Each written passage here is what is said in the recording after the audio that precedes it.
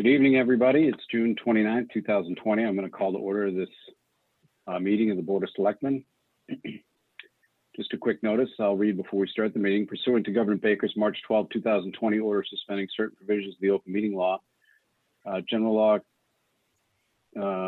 Chapter 30A, Section 18, and the Governor's March 15, 2020 order imposing strict limitations on the number of people that may gather in one place, this meeting of the Town of Chelmsford Board of Selectmen will be conducted via remote participation to the greatest extent possible. Specific information in the general guidelines for remote participation by members of the public and or parties with the right and or requirement to attend this meeting can be found on the town's website at www.chelmsfordma.gov. For this meeting, members of the public who wish to watch the meeting may do so by accessing the Chelmsford Telemedia website, www.chelmsfordtv.org. No in-person attendance of members of the public will be permitted, but every effort will be made to ensure that the public can adequately access the proceedings in real time via technological means. In the event that we are unable to do so, despite best efforts, we will post on the town's website an audio or video recording, transcript, or other comprehensive recording of proceedings as soon as possible after the meeting. For everybody that's in the meeting right now, just as a note, everything that you type in the chat boxes, whether it's privately to someone in the room or in general, is recorded and is part of the public record. So that being said, we will start the meeting. And we'll go to the topic number 2, public service announcements. Virginia, do you have those for us? I do. So the first one is a public notice for the fall 2020 annual town meeting. The town of Chelmsford will convene the 2020 fall town meeting on Monday, October 19th, 2020. Articles to be included on the warrant must be submitted in duplicate to the office of the town manager at 50 Billrica Road prior to 4 p.m. on Monday, August 3rd, 2020. Any articles submitted after that time will not be considered by the selectmen for inclusion on the warrant. Petitioned articles submitted by private citizens must carry the signatures of at least 10 or more certified voters of the town of Chelmsford. For more information, please contact the town manager's office at 978-250-5202. Thank you. And our second, yep. So we have a second public announcement for a diversity, racial equity, and inclusion listening session. The Town of Chelmsford Board of Selectmen will hold a virtual listening session on Tuesday, June 30th at 7 p.m. via the Zoom platform. And if you look in the agenda on the town website or the attachment to this meeting, it has the information to join that meeting virtually. This is an opportunity for the Chelmsford community to share their thoughts and experiences pertaining to diversity, racial equity, and inclusion within the town, including the town government and services. For those who may be unable to actively participate in the June 30th session, written comments may be submitted to selectmen@chelmsfordma.gov. Thank you, Virginia. And with that, we'll go to open session. If there's anybody that would like to address the board in open session, you could do so by typing something in your chat box to let us know, and we can unmute you.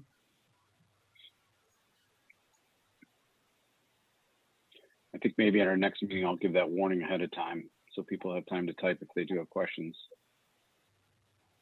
Sort of learning as we go here. But I don't see anything in the chat box.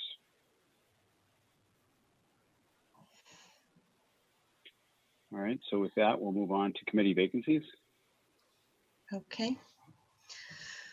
The Bicycle and Pedestrian Advisory Committee has 2 vacancies. The Board of Appeals has 1 vacancy. There are 3 vacancies on the CCA Advisory Committee. The Center Village Master Plan Committee has 2 vacancies. The Commission on Disabilities has 3 vacancies. The Community Action Program Committee has 1 vacancy. The Community Preservation Fund Committee has 1 vacancy. The Council on Aging has 5 associate member vacancies. The Cultural Council has openings up to 21 total members. The Energy Conservation Committee has 3 positions open. The Historic District Commission has 1 position open. Holiday Decorating Committee has 4 vacancies. The Housing Advisory Board has 1 vacancy. The Middlesex Canal Commission has 2 vacancies. The Parade Committee is welcoming all applicants. The Permanent Building Committee has 1 vacancy. The Personnel Board has 1 vacancy. The Public Celebrations Committee has 5 vacancies. The Recycling Committee has 4 positions open. The Roberts Field Advisory Committee has 1 vacancy. The Tree Committee has 3 vacancies. And the Vinyl Square Strategic Action Plan Committee has 2 vacancies. If you're interested in serving on a town board or committee, please complete an application available on the town website or contact the town manager's office.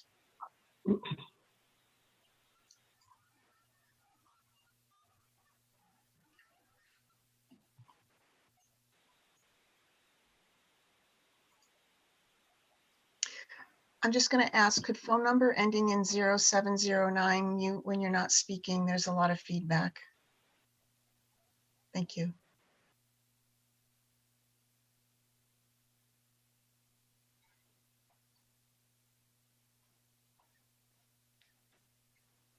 Sorry. Yep, we're going to do the poll petitions now. We have the first poll petition, which is the continuation from the June 1st, 2020 National Grid and Verizon poll petition from Gorham Street and Columbus Ave. Do we have someone here to speak for that?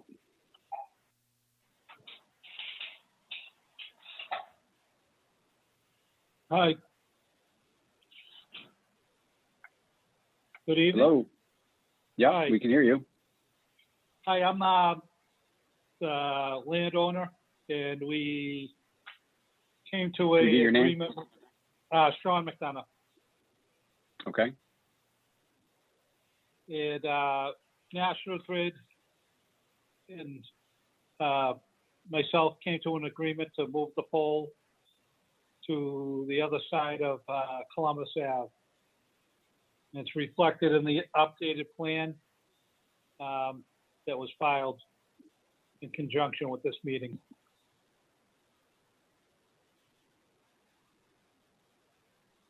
So Paul, with that, does that require us to vote on anything if it's now on the?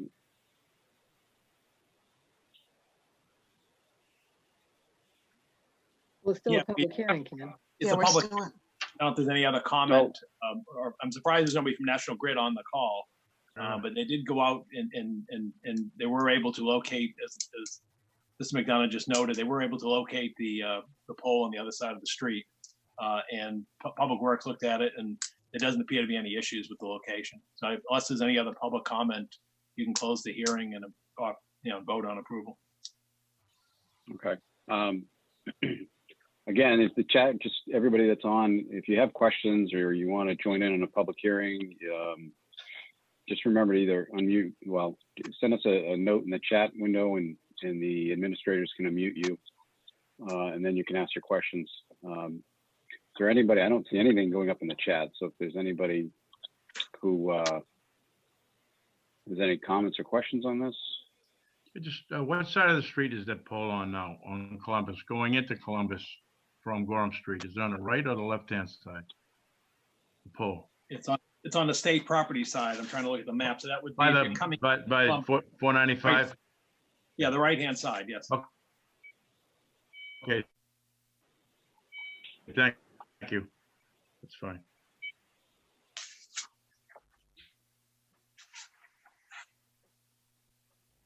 All right, so should we close the public hearing? I don't see any anything in the chat screen here, so. I'll make a motion to close the public hearing. Second. Your motion is second. All in favor by roll call. Pat? Yes. George? Aye. Virginia? Aye. And I vote aye. And just as an FYI, Emily had a funeral today. I should have mentioned that in the very beginning. So I don't know if she's going to come on late or she's going to make it. So the second. We need to make a motion to approve the petition, right?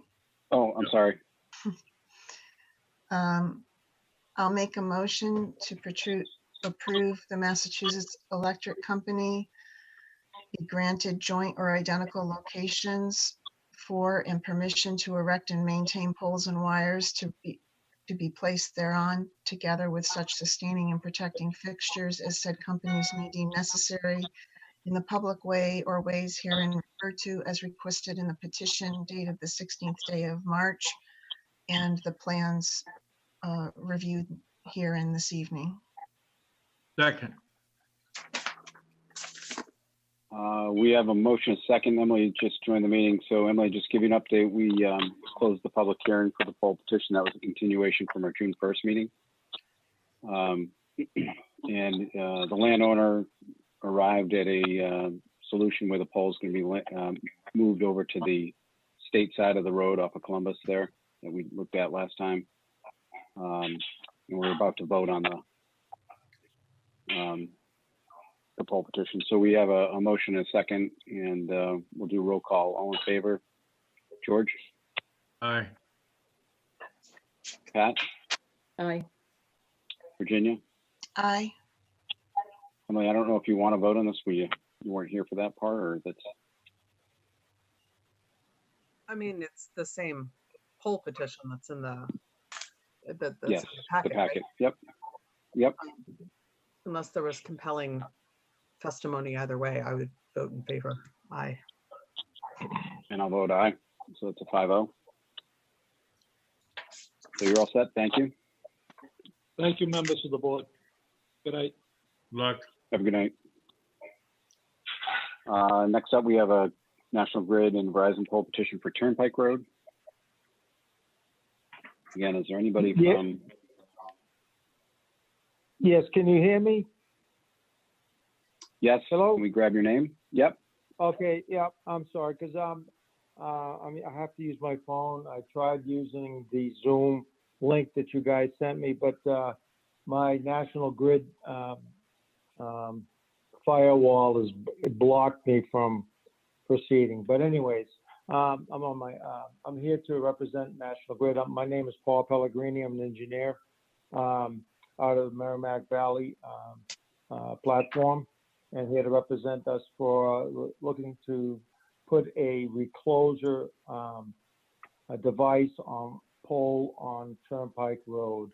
And the recloser is to improve electric service in that area.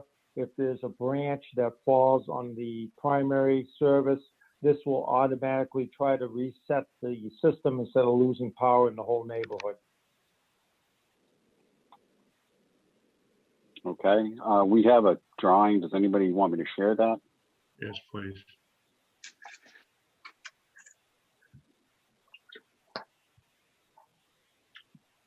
You should be able to see it now. Thank you.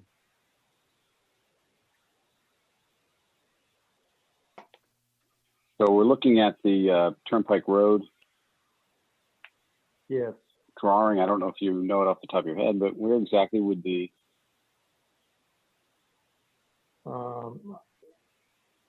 It is, Oh, I see it's marked to new install. I see it. yeah, it's Yep. it's on pole 60. Yeah, it's P65-50. right. It's near not too far from the water tank. If you're familiar, it's towards Mill Road and Turnpike. Okay. Pole 65. Does anybody have any questions? Let me just check the chat. Are we opening a public hearing on this?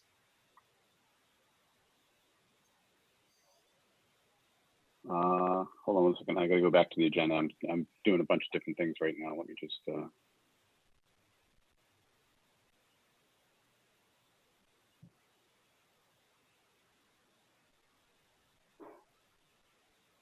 So this would be a public hearing. I'll make a motion to open the public hearing for the poll petition at Turnpike Road.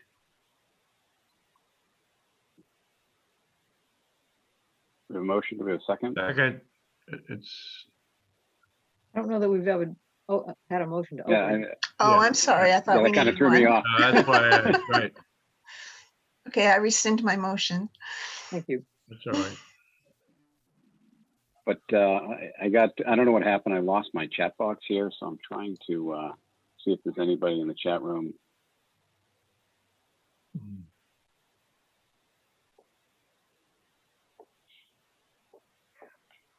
And I don't see anybody.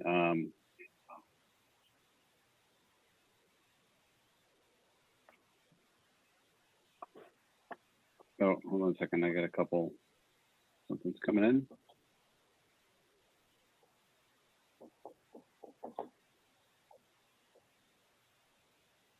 All right, no, I got nothing. So I don't have any. I don't have anything in the chat coming in. So.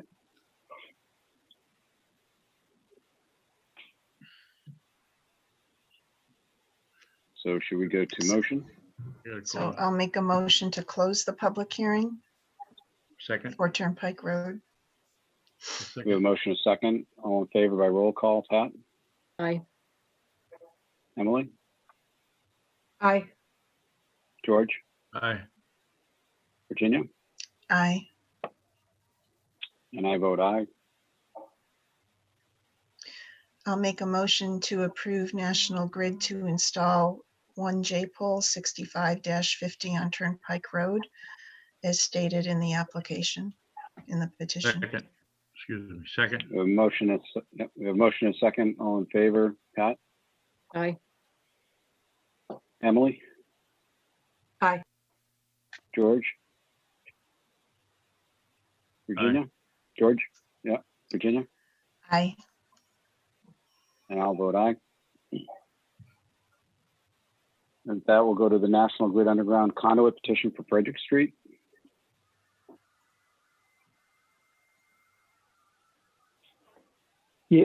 Yes, this is for number 5 Frederick Street. The customer is trying to, he wanted to put his service from overhead to underground. He lives at the end of Frederick Street. There's no really cul-de-sac. The street just ends, and he lives at the very end. And he wants to be able to cross the end of the road to the pole on the other side of the road to connect with his electric power. Okay. And I think we have the property owner. I think I saw them in on the call on the Zoom. So I don't know if we can unmute. I gotta get back to the list. Walter, so they're there. I forget his, I'm sorry, I don't have his name. Yeah, no, hold on. I'm gonna see if I can do I'm this. sure. Yeah, he's a pretty vocal guy. I hope he's there somewhere. Last name is Stop short to do Qualters. it. Last name is Walters. Qualter. Right. I'm just trying to see if I can get over to unmute them. No, Okay, I'm unmuted. Yep. Yeah, I got you. Deb, I didn't know if you wanted to add anything.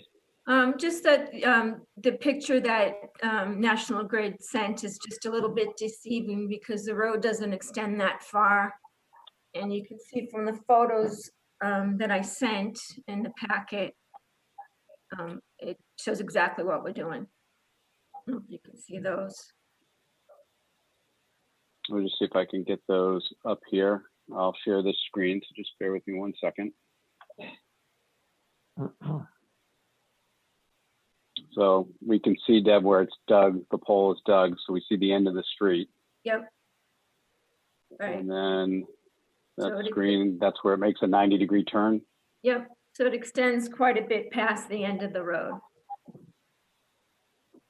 And then it goes straight over to your house. Yep. And Deb, did you get, other than from Verizon and everybody else, did you get any type of okays from, I'm sure the Chelmsford Building Department reviewed this, right? I got a permit to excavate from the DPW. I don't know, Steve's on the line, I think. We've had Dig Safe out, with the electrical inspector's been out, National Grid's been out, Comcast has been out, and nobody's had an issue. Water department's been out. So if I understand what you're saying, the picture that was drawn is sort of where the road was originally planned to go, but it doesn't go that far. Exactly. And it's Okay. unlikely that would ever go that far, because you can see it would end up in somebody's backyard. Yeah, I think from this picture, we can see that there's a house sort of Yep. over in that corner. Yep, those Yeah. are all houses on Harold Street.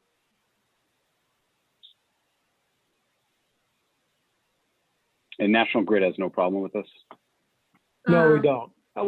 When I Okay. drew the drawing, I used as a basis was the town assessor's map. But we have no objection. We just want the town to be aware of it and just get, and I told them to try to get permission. But as far as we're concerned, we're fine with it. Okay. Yeah, I don't see any questions coming up in chat. I don't see anybody else trying to sign in to give us input on this. So do we have a motion or?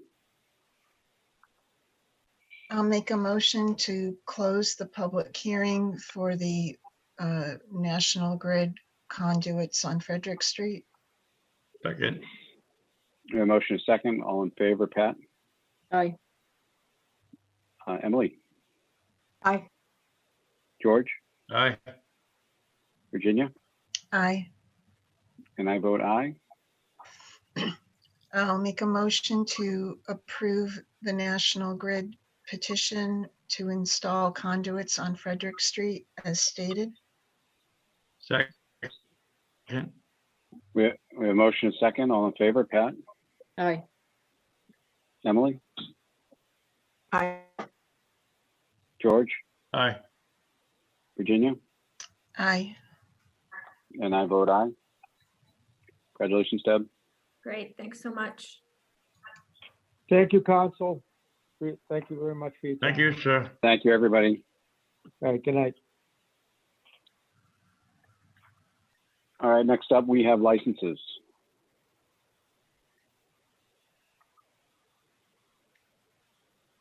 So, looks like we have a license application for the old mill house, which is 24 Central Square. I think that's going to be in with the Artisans Exchange, if I understand that right. Yes, hi, that's Here. me. Yep.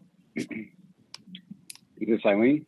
Yes, hi, good evening, everyone. My name is Eileen Deshaves. Hi, Emily. I'm the owner of the Artisans Exchange, and we're proposing putting in addition to the Artisans Exchange, which is not leaving, we are proposing putting in a combination espresso coffee shop with what is currently successful for the Artisans Exchange, our retail and classroom space. So a little cafe boutique is what we're proposing to go into the space now. I don't know if you've seen our beautiful little patio that just went in this summer. Okay, So, do you want me to share the design they have laid out? If people want to see that. Let me just get them. So this is, I think now you can see the layout of the existing or the proposed space. Yeah, so the front room where you've come into the Artisans Exchange now will be where the barista bar is going to be proposed is going to be. And then the retail space will remain throughout the other three rooms with some seating in our classroom space. Where our classroom space is now our kitchen, and we are putting in a fully accessible handicap bathroom with the back door will now also be handicap accessible with a really nice ramp, and the whole building actually is accessible through that way. All of the doorways have been widened. So it's really a beautiful layout now where anyone can come in, which has been our dream from the beginning, to allow everyone to be able to take classes, but now they'll be able to have a nice cappuccino with it as well, and do some shopping.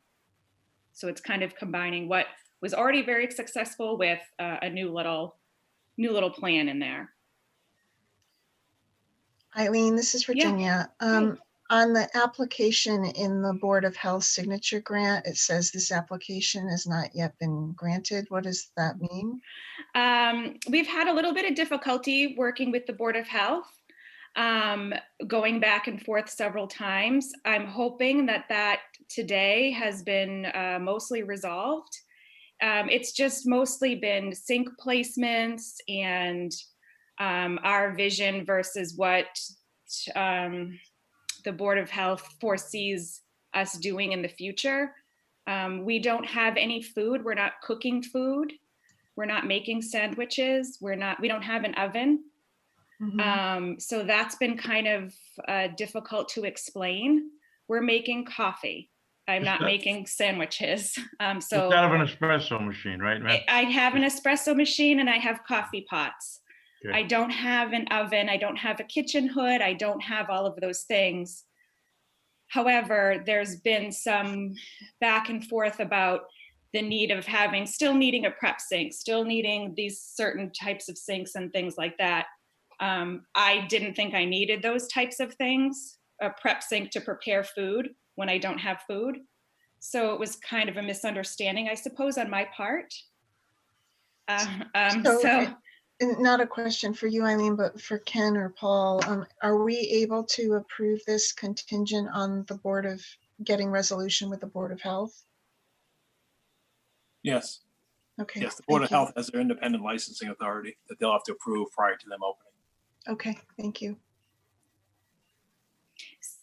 So like I said, the Board of Health, I had 2 people come out last week to review the plan for the 3rd time. And that I think is being resolved today. I have a consultant that we work with that has 6 different coffee shops. One that I frequent down in the Cape, it's called Three Fins Coffee. They've opened up 6 different locations in 6 different towns. So they know what they're doing. So this one's just been a little bit more difficult. But we're trying, we're gonna keep going. And the end result is gonna be great. It's gonna be great for Chelmsford Center. What a great addition, I think, to the center. So somebody can just stop in for an espresso if they want? I mean, Absolutely. Okay. Yeah. You just have to bring And your then own donut. go out. I'm Pardon? sorry. I said they Pat just have said to you got to bring. bring your own donut. Well, I know the owner of the building keeps telling me all about the jelly donuts that were there a long time ago. So we may wholesale some donuts, but they'll be made off-site somewhere else, and I'll bring them in. You don't want me making your donuts.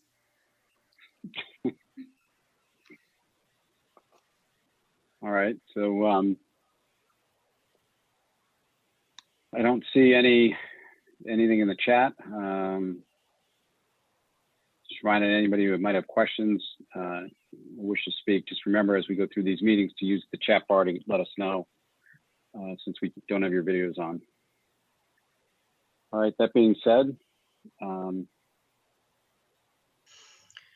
I'll make a motion to approve the vittular license for the Old Mill House Coffee at 24 Central Square, contingent on Board of Health approval. Second.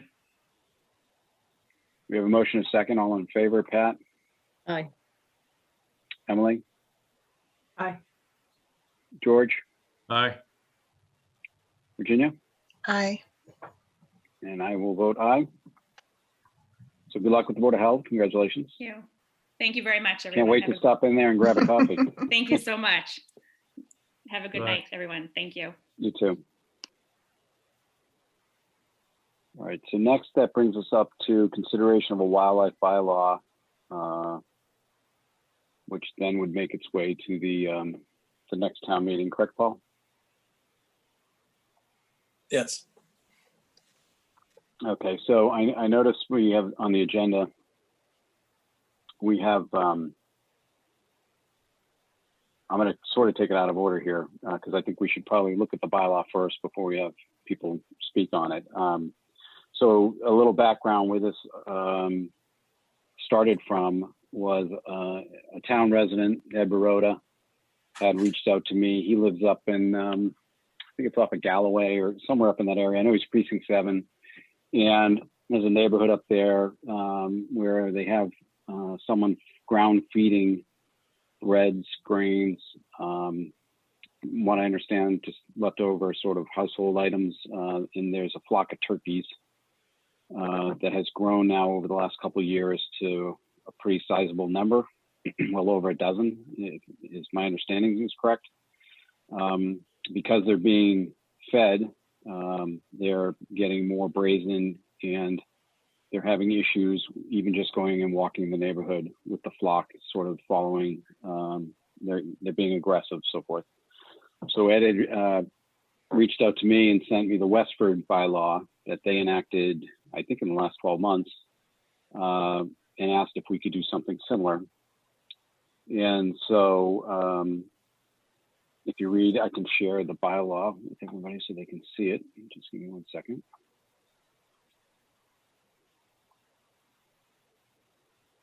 So here we have the bylaw. Wildlife shall mean any undomesticated and unrestrained animal or fowl, including but not limited to bears, coyotes, foxes, raccoons, skunks, and other animals or fowl causing public safety threats or nuisances. Ed had reached out to me about 10 days ago and asked if we can include deer in that. I guess there's also neighbors up there that are putting out food for the deer on top of all of this. And the concern that the neighbors up there are having are with the ticks that the deer carry, they're worried about Lyme disease. So I didn't know if we could broaden this definition out to deer if that's possible, but feeding shall mean the act of ground feeding, placing, exposing, depositing, distributing, or scattering directly or indirectly any grain, shelled, shucked, or unshucked corn, seed, wheat, bread, or bakery products, salt, meat or parts, fish or parts, honey, molasses, or any other feed of nutritive substances in any manner or form as to constitute for such wildlife a lure, attraction, or enticement to, on, or over any such areas where such feed items have been placed, exposed, deposited, distributed, or scattered. So with that, the rest of this is what's prohibited and who will enforce it, and then finally in the end, and I'm really boiling this down, but then their penalties are listed in the end of this. So with that being said, sorry, I have to stop the screen share to go to the agenda. So you just bear with me while I go back and forth. The police chief wildlife feeding bylaw is up next. And so I didn't see Chief Spinney on the list here. I know there was somebody that came into the meeting that said that they were Animal control is here. Animal control is here. Okay. And I know that Chief Spinney did say he does not have any concerns with the proposed wildlife feeding bylaw. And so, Mark, I think you're here. So can we unmute Mark Cianci? There he is. All right, Mark, how are you? Good, how are you, sir? I'm doing well, thank you. So the only any concern input for us? Okay. The only concern that I had originally was maybe a height requirement on the feeders, because I have seen feeders that were cut down to about 2 feet, about turkey height. But that was addressed, I believe, in section 11-32F. So that is no longer a concern.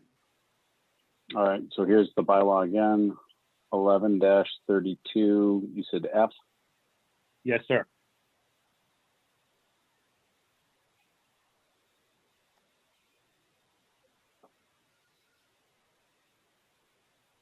Where it's, if a bird feeder is determined to be the cause of public safety threat or nuisance, bird feeder and seed debris will be required to be removed. So adding a height restriction is kind of redundant. Okay. So let me ask this question. If someone has bird feeders up in their yard and over time that attracts a wild bear, which I'm aware that's happening, could you then show up and say, take all those bird feeders down? We have in the past. We try to educate the public that during bear season, when the bear's coming out of hibernation and prior going into hibernation, they tend to scavenge whatever they can get their hands on. For the most part, in the last couple of years, people have worked with us and taken those bird feeders down, and it's created a much less nuisance for bears in neighboring areas. So it's worked out very well for us, just educating the public. Okay.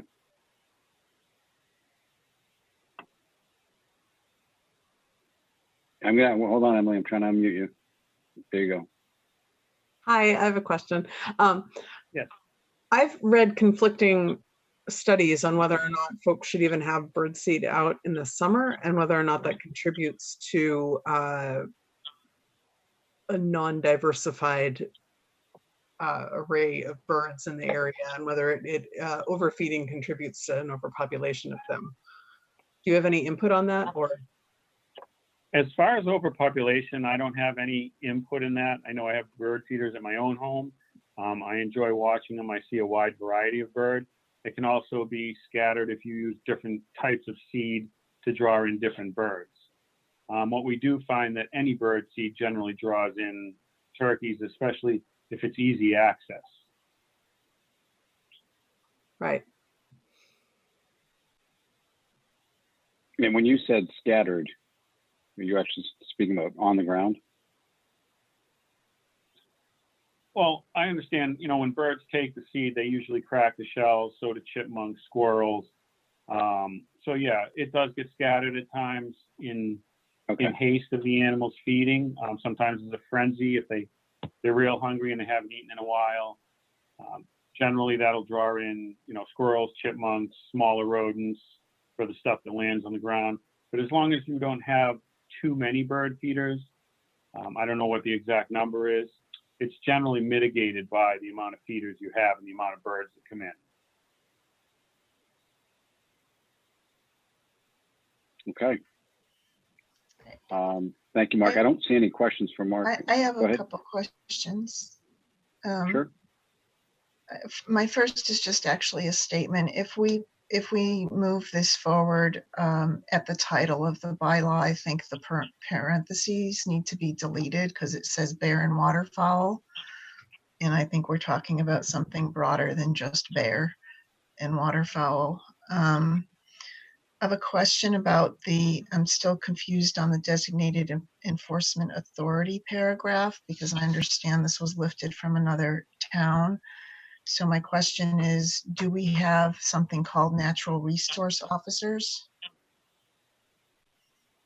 Well, we have animal control, which... Well, yeah, but that's listed separately. So it says Chelmsford Animal Control Officers, police officers that we have. Then it says natural resource officers. It talks about environmental police officers and the deputy environmental police officer. Do we have those, or does this language need to be adjusted? Well, the state handles the environmental police officers. So anytime there's a large issue, like we deal with bear on occasion as far as complaints and so on, but if a bear becomes a danger, we then reach out to the environmental police.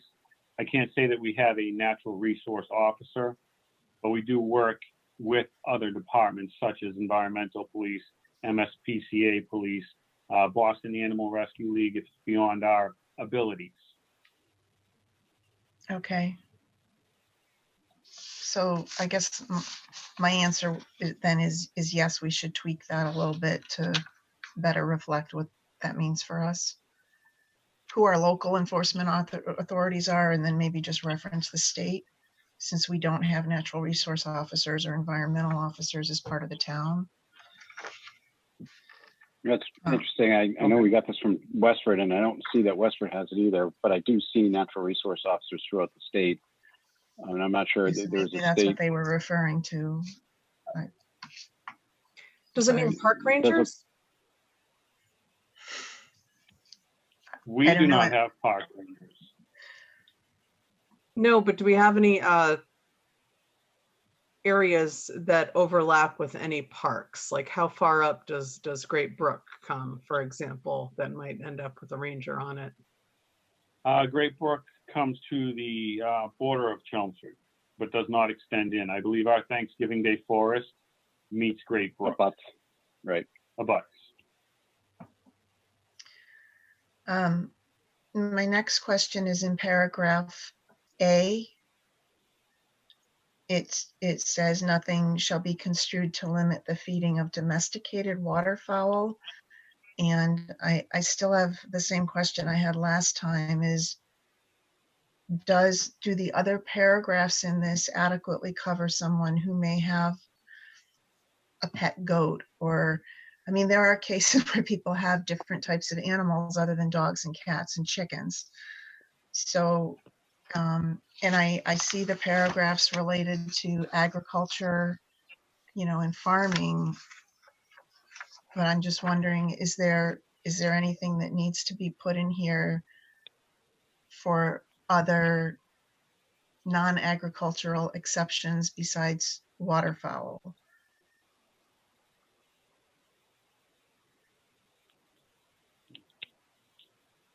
I used I'm to not live really next to sure. someone who had a pet pig, for example, but You- they you weren't don't an think- agriculture farm. Virginia, does paragraph G address that this section shall not be interpreted to prohibit the feeding of pets?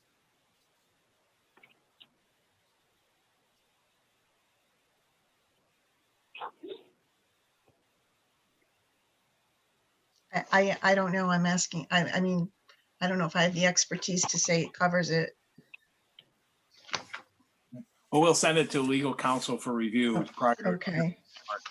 Yeah, what I was going to recommend tonight too is if we could sort of discuss it tonight and then put it on a future agenda to go back to see if anybody Right. from town, other departments want to come in, whether Board of Health or Conservation Commission, or Mhm. just sort of leave it open and we'll come back to it. It's now on record and see if we get any feedback on it. And if I may, I just had two other questions. In Sure. paragraph F, it talks about not prohibiting bird feeders, and regardless of what your opinion is about other types of feeders, there are other types of feeders that people have and that stores in town sell, like squirrel feeders. There are things like bat houses, but those aren't feeders.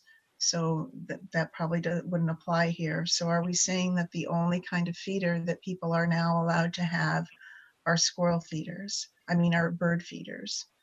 That's how I interpret this, that we're limiting it only to that.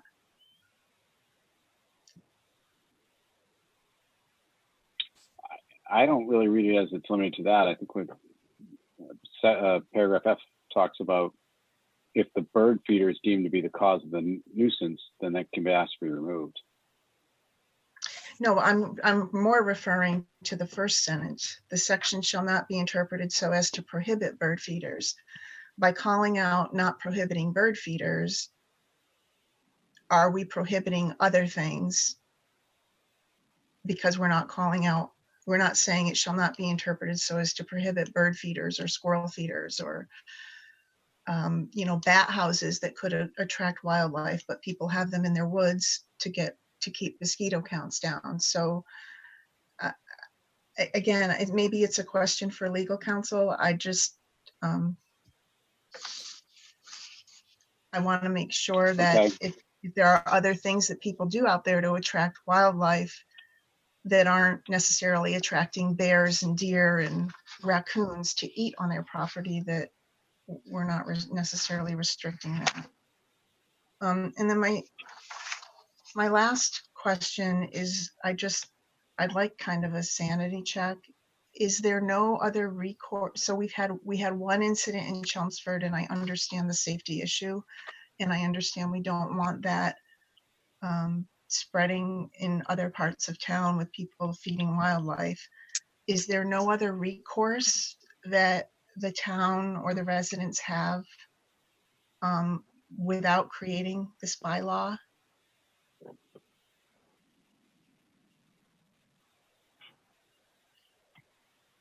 There's Well, I know nothing you else say that we've was had one enforceable. instance, but well, I do know, and I didn't see Ed on the call on the list tonight, but I do know he was told when he called. Mark, I don't know if you went out there.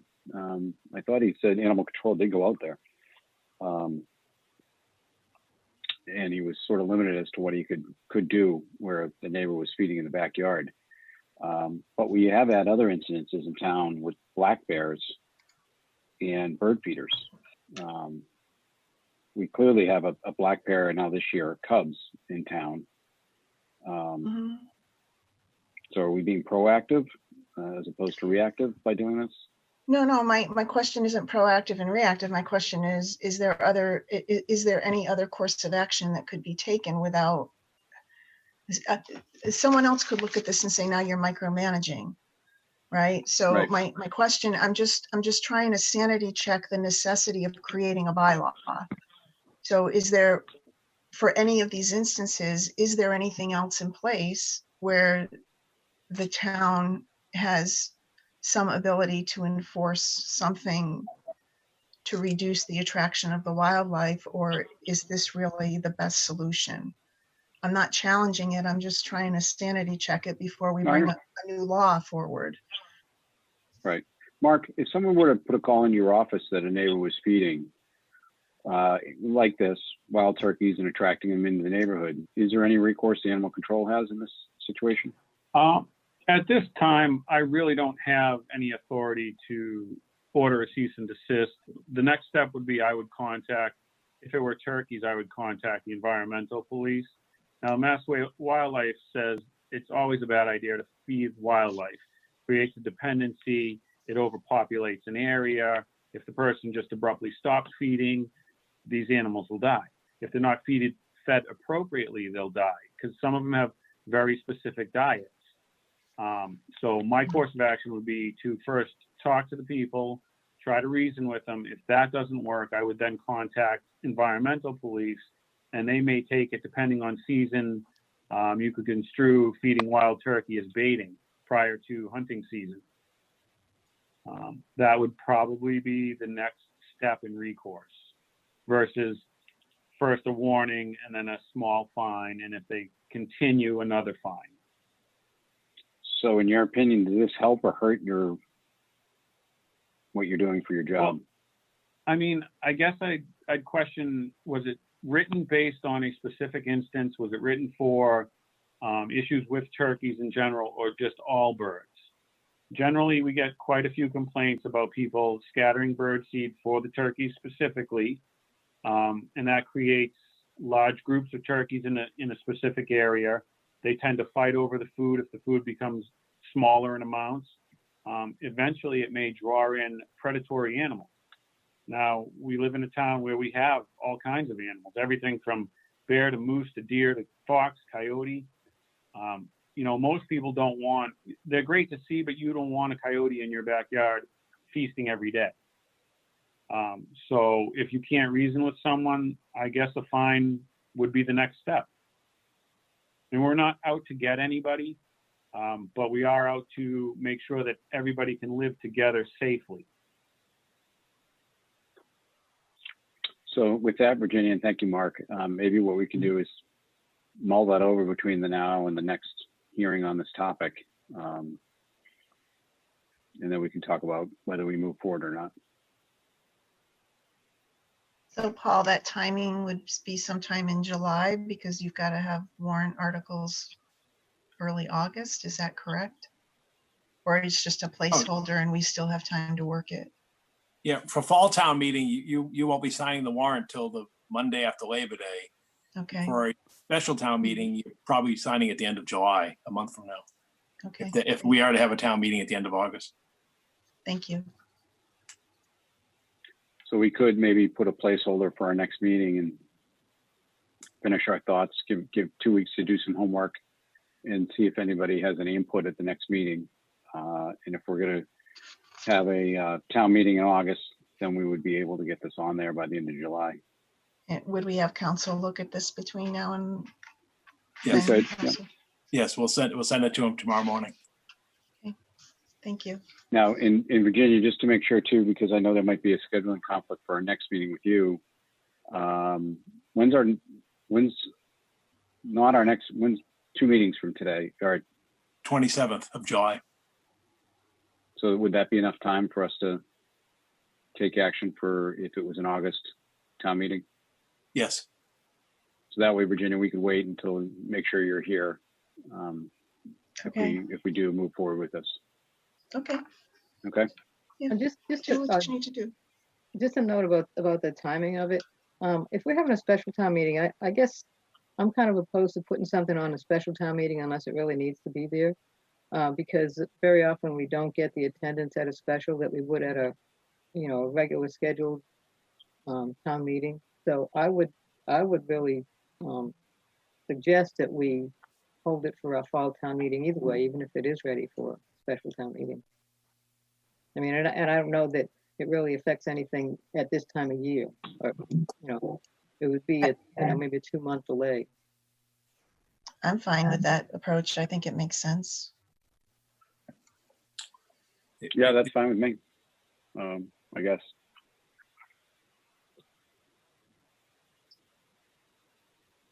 And then if Paul, if this was, just play what if with me, if it was on the August and was approved, when would it go into effect?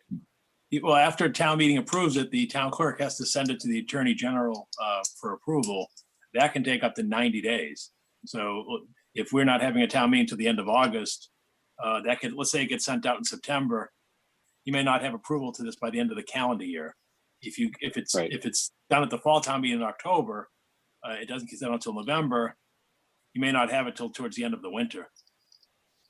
Well, my feeling on it is if we could have it before fall, because a lot of what the feeding that we're trying to discourage is, to the wildlife before they either go into hibernation or to migrate away. If we're not going to have it until November anyways, we might already be past that period. I don't know. Mark, do you see any benefit to having this in place prior to the fall? Right now our complaints about turkey feeding are way down. Like I said, through education, our bear complaints and sightings are way down this year also. So if it does pass and you need the time, I don't see it as being an issue. If our complaints increase, then yes, it may become an issue. So why don't we take the safe way and pass it? And, if it's not a problem, he doesn't have to enforce it. So what are you saying, George? You want it on the earlier town meeting if possible? Even, No, you could vote on it tonight. I don't see any. Well, we can't. even if it's in the August town meeting, you're still not going to have it till December. So well, that's what I'm saying. It's not making, I don't know. November, right. I don't know that a push to August is going to affect things one way or the other. That's sort of what I'm backing into, is if we were approve it in August, we're not going to have it ready until the end of November. At that point, bears will be already going into hibernation. Birds will have migrated. So I sort of agree. If we're not going to have it, till then, it doesn't make a difference if we wait a month or two to get it approved. So, okay, well, we can discuss it again at the end of July meeting, and then we'll figure out at that point what we're doing. Make sense? Pat, are you okay with that? Yep. Okay. All right. With that, we'll go on to reports and presentations, and we're going to turn it over to Paul Haverty, the Town Council, to talk to us about Charles Way. Good evening, Mr. Chairman. For the record, Paul Haverty, Blattman, Bobrowski, and Haverty, Town Council. So I received a letter from attorney Doug Hausler dated May 28, 2020, addressing Charles Way. And I believe that you have a copy of that letter in your packet. In his letter, give me 1 second. I'll pull it up, so we'll share screen this. Keep going, Paul. So in his letter, attorney Hausler proposes that the town of Chelmsford complete certain improvements to Charles Way so that it can be accepted as a public way. So as a way of background, Charles Way was originally constructed pursuant to planning board approval of a definitive subdivision back in the 1980s, I think it was. It was not fully completed. The planning board sought to have the subdivision bond pulled so that they could have the rest of the work completed. However, the bank that was holding the bond had gone under, so the planning board was unable to collect on that bond, so the completion of the roadway work was never done. So at this stage in time, Charles Way, it remains a private way, even though it was originally intended that ultimately would be accepted as a public way. So I have actually spoken with Steve Yonley, and he's certainly welcome to jump in at any point if he wants to add anything, but he has told me that improving Charles Way is something that's in the long-term goals of the DPW. However, it was not one of their short-term goals. He estimates that the work necessary to complete Charles Way to the point where it would actually be up to the standards for acceptance as a public way would cost approximately $132,000. So that wasn't something that was their highest priority at the moment. So there's no current proposal for the town to do that work. However, Attorney Hausler is representing a client that is looking to do a definitive subdivision on property that is off of Charles Way. And in an effort to encourage the town to sort of push this up in their queue, he has proposed something in which he asks the town to go through the process of taking Charles Way through likely eminent domain, which would then allow the town to complete the work. And his proposal would be for his client to put enough money in escrow to repay the town. That payment from that escrow account wouldn't occur until both the proposed 8-lot subdivision that his client wants to do is approved by the planning board, and that the town has actually completed the work and has had that work accepted as a public way through town meeting. Now, in order for town meeting to accept a public way, it requires a 2/3 vote. So obviously that's something that is outside of the control of the Board of Selectmen. There's also a little bit of a wrinkle here in that the original developer was a development entity that has dissolved, is no longer in existence. So in order for the town to take an interest in Charles Way, to actually have the rights to make these improvements, we would have to ascertain who retains ownership of Charles Way, you know, what's left of that development entity, so that we can provide them proper notice so that the right to conduct that work can be done appropriately through an eminent domain taking. Now, that eminent domain taking would require a 2/3 vote of town meeting as well. So clearly there's some benefits potentially to the town for taking this approach. This is work that ultimately would get done at some point in time. There is a need, particularly the drainage improvements, I believe, are necessary to be completed at some point in the future. But again, it's not at the top of the list of what could be done. The risk, of course, is the town could actually move this up, go through the process of taking the rights to improve the roadway, go to town meeting and have town meeting reject the acceptance of this as a public way, in which case you wouldn't be able to collect on the money that was being held in escrow. I don't know that that's a likely outcome. I'm not aware of any circumstance in my experience in which town meeting has rejected approving a public way that has been recommended by the DPW for acceptance.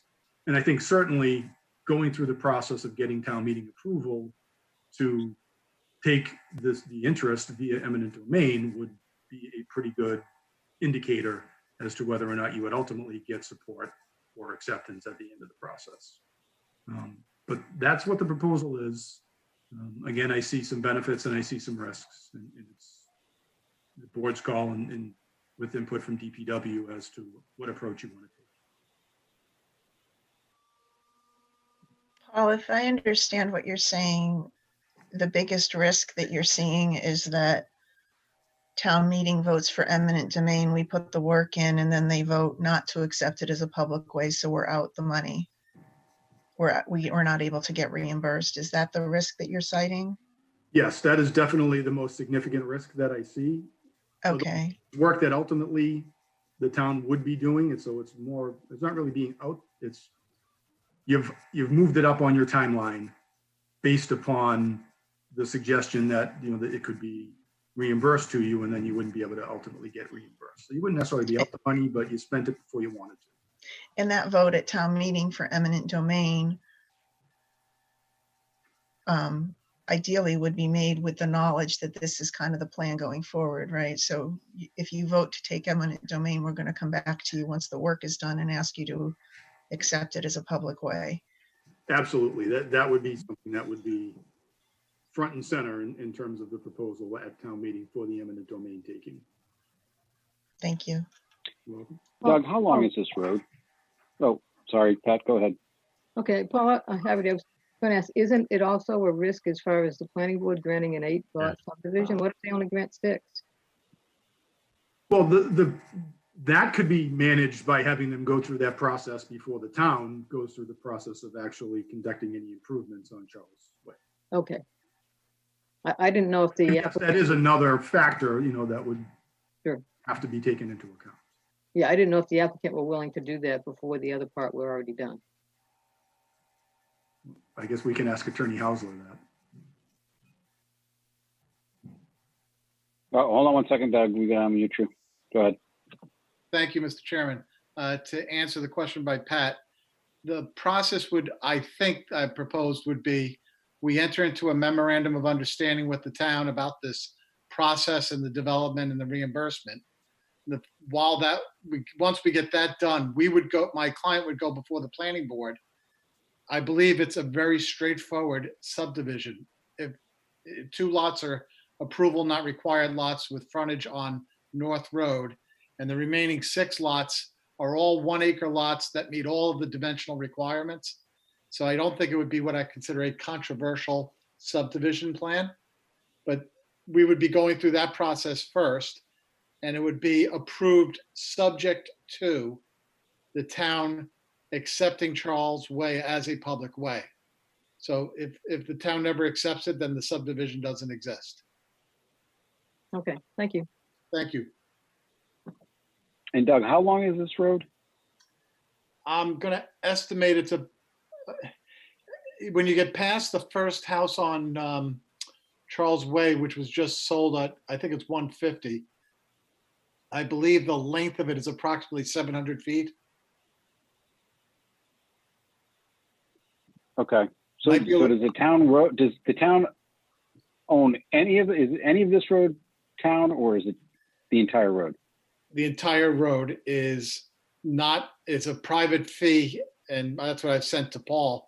Every deed out on the north side where the houses exist today specifically excluded the fee in Charles Way, which is a little extraordinary. It doesn't usually happen that way. So that's why we're in the predicament we're in part. But right now, technically, the town has no legal ownership over the land. I will tell you, and I think I've sent things to Paul previously, there is a there was some type of an easement given by the town to the sewer department in order to install the sewer basins and sewer system on Charles Way. And for the life of me, I don't know how the town could have done that legally. But that's part of the craziness of this particular road. The town has acted like it's owned the road for 30 plus years. It just actually doesn't own it. So when you talk about the subdivision, you say 2 of the lots are going to be on North Road. Are they taking down the house that's on North Road now and putting up 2 houses in that area? They have enough to get each A&R type lots with frontage on North Road that would have driveways on North Road. Right, but it removes that house that's currently there. Yes, they could do that tomorrow, actually. They could just get a A&R plan, file it, and then pull building permits most likely. So those 2 lots are pretty straightforward. And then the remaining so it's 6 all the are stuff behind it. Got it.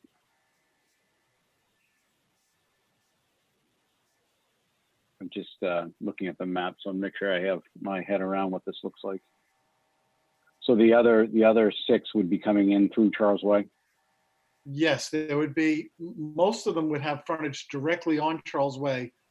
2 of the lots would be what we consider a private, you would show a private road for 2 lots and then have it waved down to a common driveway, which has been done hundreds of times by the planning board. So you show that you could build it out as a conventional road and then get a waiver down to a common driveway. And that's what the plan has shown and can be done. So really what's being suggested here as a subdivision is almost entirely consistent with the subdivision rules and regulations of the town of Chelmsford. Okay.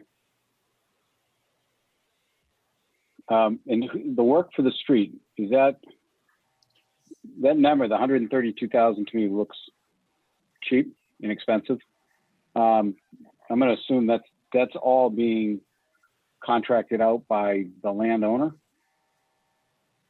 Well, what the proposal was, my client offered to put up $100,000 towards the cost of this before the DPW generated this proposed budget to do the work. So I think that's a matter of discussion with the town about how much of a contribution my client needs to make towards this. But okay, so this 132.9 is a town proposal? It's the town budget, yes. Yeah, It's the estimate from Steve Youngley. Got it. And so your client was willing to put up 100, but now seeing this, does that change? I'm sure I could get my client to be willing to contribute a bit more to get to the end result here, provided we could get a quick development agreement in place and move forward. I think time is going to be a big factor in that decision. Okay. Are we concerned at all, given the real estate health in the economy right now, where we're seeing predictions of a massive quantity of evictions and what do you call it?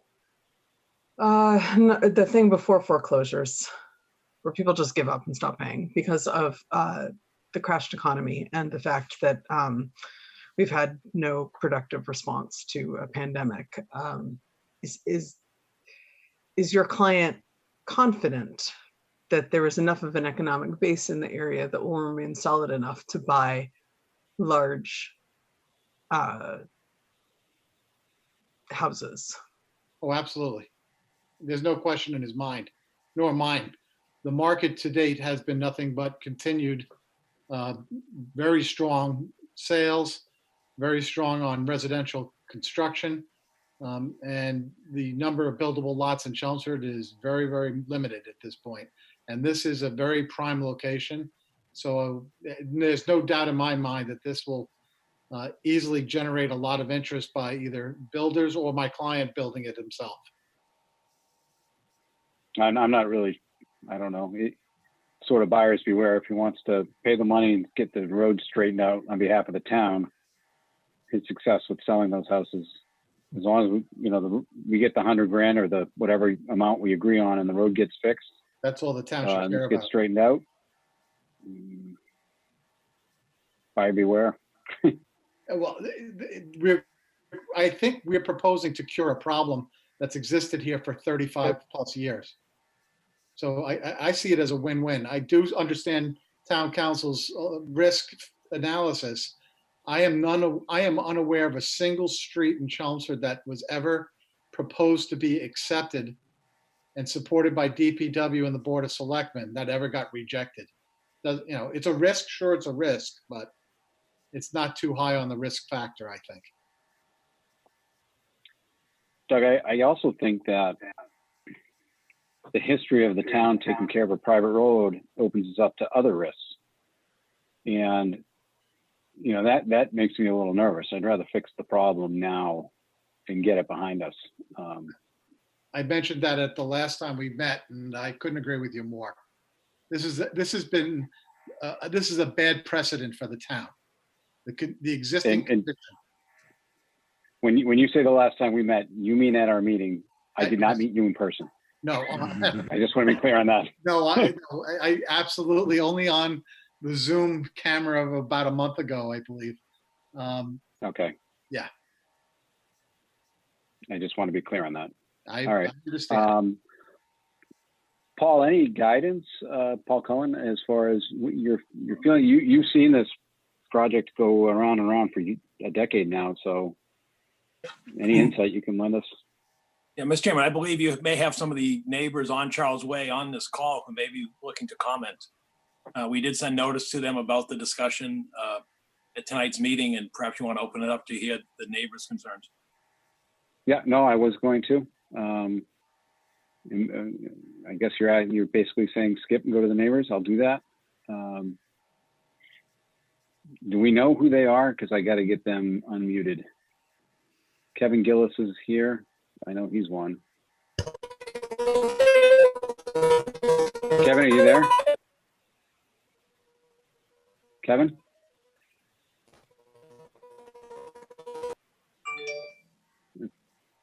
All right. Doug, do you know off the top of your head any of the neighbors' names? I think that I saw the Reeves, who are Megan and Jeremy, that I believe just purchased the property at 150 North Road. I believe they're on.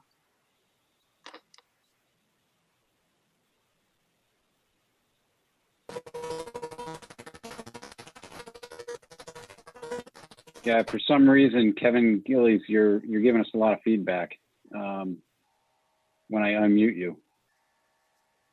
Let's try that again.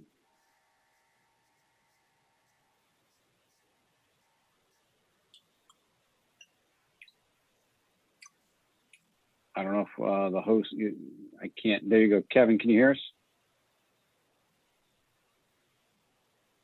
No, we can't hear you. Let's see if I can get this fixed here.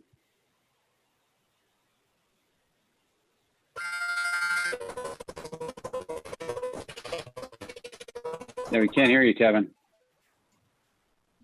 Kevin, Chelmsford Telemedia is suggesting that you try leaving and rejoining the meeting. Kevin, can you try to leave and rejoin the meeting?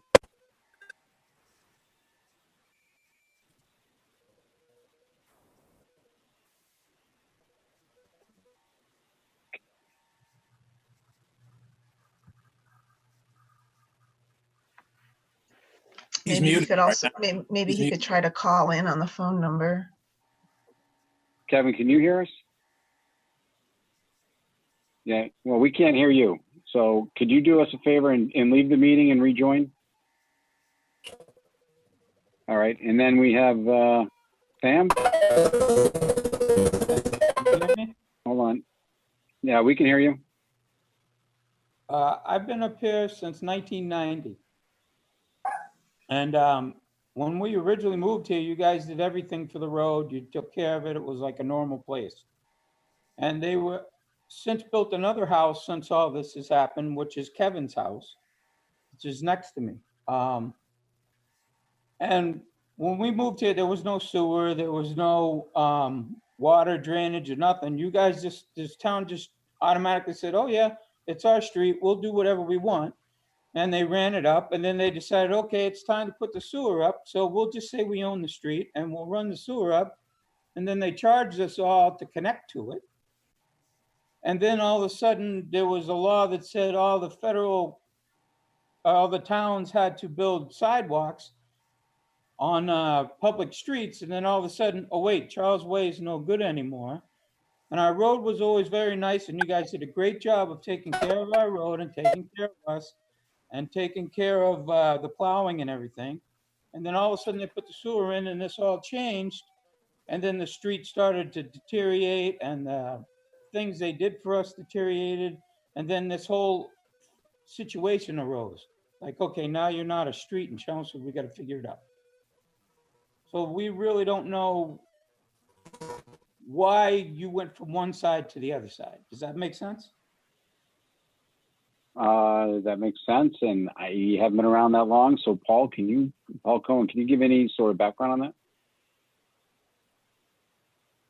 I think Steve Yonley, who's on the call, who's been on the town longer than I have in Public Works, could probably give you the best input as to the condition. I know nothing has changed in terms of the town's maintenance in the 13 and a half years that I've been here, but Steve's been here longer than I have. Well, you're plowing to go down this year. Yeah, I don't see Steve. He just came in through the waiting room. Got it. Okay. Welcome, Steve. Steve, you there? There he is. Hi, Steve. Hi, sorry, my Wi-Fi here dropped out on me. Okay. So I missed a little bit. Yep. One of the residents had asked why, after the point that sewers went in, it seemed like the problem with the street arose. And Sam, you want to just reiterate for Steve what you said there at the last maybe minute of it? Could we also ask, we need your last name and address for the record, please? Me? Yes. My name is Sam Phillips. I live at 13 Charles Way. I've been here since February 1990. Okay. And so, and your question about the road is that?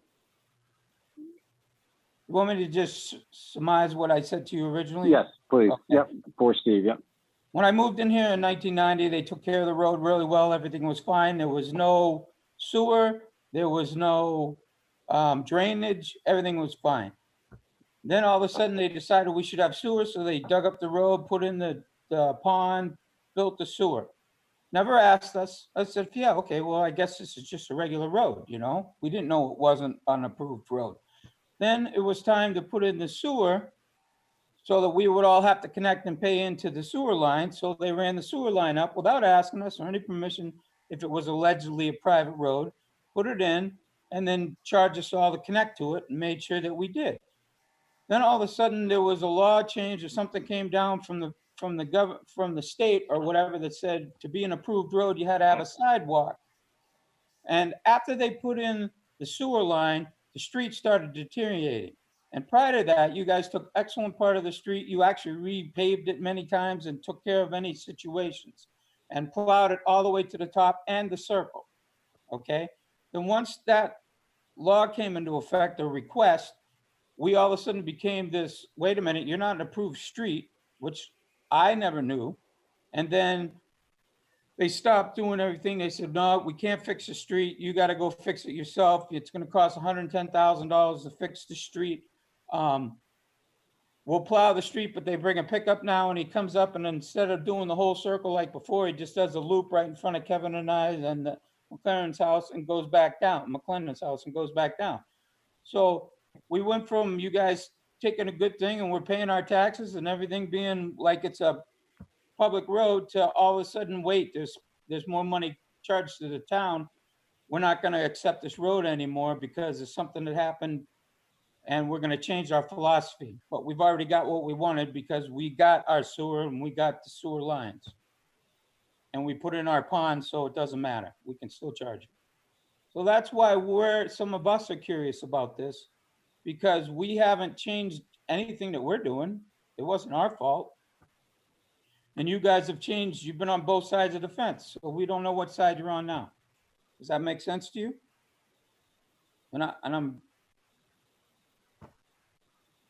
How'd I do there, Kenneth? No, you did well. Steve, you want to give us your perception of the background on this? Yeah, I guess I'll try a little bit. Obviously, construction out there kind of went on into the late 80s or 1990, whatever, when the whole subdivision fell apart on the developer's end. I know going through the file in the early 90s, the planning board, DPW tried taking the bond that, we've talked about before, and the bank had gone under, and whatever the case may be with that. Then the mid 90s, whatever went on with the easement, or, as Attorney Hausler stated, there might be something with the easement. There's documentation in the file about the planning board speaking to the sewer commission about their, the road not being accepted at that time, not being a public road. So that's kind of the driver for the sewer commission to take an easement to run the sewer line up there. It's my understanding at all that time, the drainage was all installed. We didn't go building any ponds or anything like that. That stuff was all part of the original subdivision in the mid to late 80s. after SOAR went through in 95, 96, whenever that was, SOAR would have overlaid the road. That was common practice with any road that they installed SOAR in. Since then, we have continued to plow the street, fully acknowledge that we plow it. But the only line up there. As far as anything else, I can only think, I spoke before, one time during a blizzard or something like that, there was a tree blocking the road down by North Road. We cut that up just for, emergency access and things. Otherwise, we don't do much else up there. Like I say, original paving would have happened into the late 80s, early 90s, and then the SOAR Commission would have overlaid that, mid 90s after the SOAR line went in. But the town, Public Works hasn't paved that road. So other than just patching around, like I say, SOAR manholes. Okay. So I guess, I'm just a little, trying to process, the comments there. So. No, I mean no disrespect. I'm just telling you what's happened. Yeah, no, that's fine. I'm not saying you're wrong. I just trying to, figure in my head the timeline that you're saying and what went on. So Mr. Sam, Phillips, are you? I'm sorry. Go ahead. I was just going to ask Mr. Phillips, is it your preference that the town assume Charles Way is a public way? Yes, that would be my preference because. Thank you. All right, and Kevin, are you, Mr. Gillis, are you now on the line with us? Can you? Kevin. We can't hear you. I'm unmuted as far as I can tell. Oh, there you go. Nope, now we got you. Oh, okay. I don't have anything to add. It sounds like the selectmen are on the right path. I think that's interesting. So, you want to unmute me? We can hear you. Okay, well, fine. No, I think your board is on the right path, and I mean, it really falls into the classification of a no-brainer. There are certain issues that will come up, but I think that will be at the time the planning board reviews the subdivision. Okay. Now, I see other people on the call. I don't know if any of these are other. And I'm looking at our agenda. I don't see a lot left for us to cover here that people would be waiting for. I don't know if the Andersons. Excuse me, I can Ken. unmute the. In the chat box, Bob Brown said he would like to speak. Okay. I don't know why I can't see that. It's up a few. Hey, how you doing? Yep. Hi, Bob Brown. Hey, how are you? First, I'd just like to speak in regards to Sam and Kevin. I agree with them wholeheartedly. I agree with them. The only question I have is in regards to, the question is for Attorney Hosler, and it's in regards to the plans that he plans on submitting to the planning board in regards to the sidewalks. If he could speak to that. I was curious what the plan entailed, if there was going to be sidewalks and what side of the street it was going to be on. If anyone's driven by my yard, that's pretty much the reason why I'm asking, because they'd be coming in a certain amount of feet on my property, and with the irrigation and a lot of great expense I've had on my landscape. So that was my question for him. Other than that, everything sounds great from what I've been hearing. If I may answer that, Mr. Chairman? Sure, please. Thank you. And Mr. Brown, I don't have any particular details on the sidewalk, but what I would recommend to my client is to have the conceptual engineering plan done, meet with the abutters before submitting it to the planning board, try to iron out any particular issues that abutters might have, including the sidewalk or other things like that. We would have to address drainage, obviously. So those are all the types of things we would do. But I'd like to do that in an informal way first, get input from abutters, see if we can address those particular concerns as best we can to make it as an easy a process for the planning board as possible. And I think that's the approach we're going to try to go through. That's excellent. Thank you. No, thank you. If I can clarify that last question, are you asking about sidewalks on Charles Way? Or are you asking about sidewalks in the proposed subdivision, the new subdivision? Actually both, but specifically for Charles Way, that would affect, my house.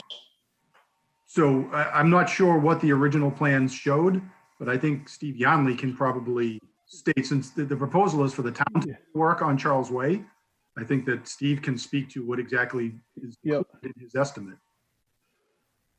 Yeah, I can speak to that if you want. The original subdivision plan from the mid 80s, 84, I believe, did show a sidewalk on the side of all the existing homes on Charles Way.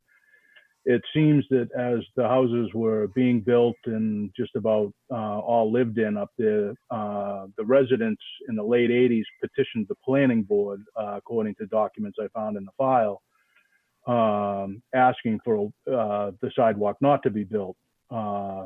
Unfortunately, there's no other correspondence in my file. I'm not sure if in planning, if their file shows any additional discussion about that, but obviously the sidewalk has not been built, and my estimate that I put together was not for building a sidewalk, because I know in over the years speaking with Mr.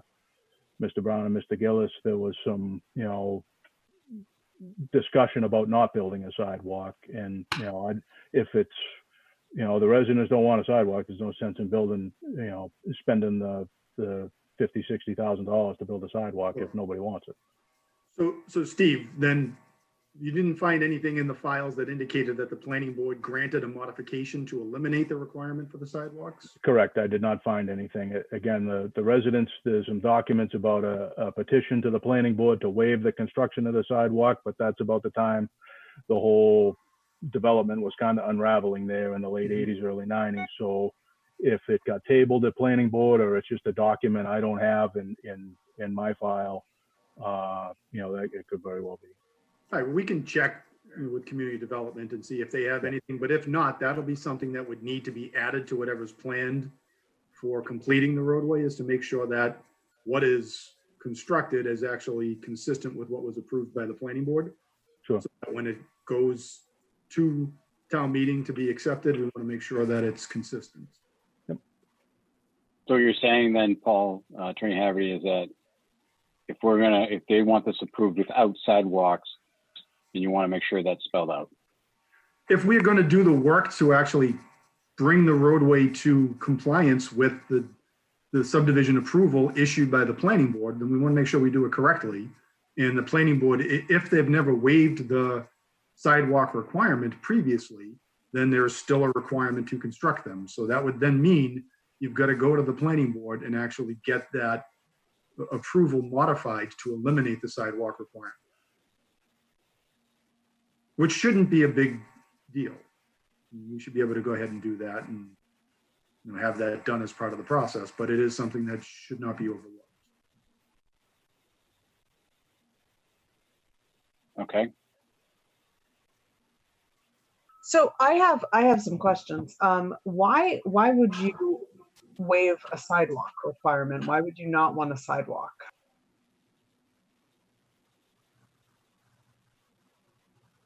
Is that a question for the residents? Too, yeah. How about anybody who has any experience with subdivisions built in the 80s, going into the 90s and expanding them, continuing with the 80s and 90s design, when what we're looking at is smart street designs, which always include sidewalks and space for bike lanes. And so I'm wondering what the rationale for excluding sidewalks in the first place was. Well, I think Bob and Brown, when he was speaking, he had said that he has sprinkler heads running along the edge of his property and expensive landscaping. He doesn't want to have to go through moving all that. Yeah, I get that. But if the plan was for sidewalks, why would you put in sprinkler heads at the end of your property? So at some point, it was planned to have sidewalks and it was petitioned to not have sidewalks. So I'm trying to figure out what the rationale for not having sidewalks is. I might be able to shed a little light on that. The sidewalk is actually within the right of way, and it's not any of the abutters' private property. They may have put sprinkler heads there or a lawn there, but that should be part of the right of way, which probably goes in 8 or 10 feet from the edge of the curb.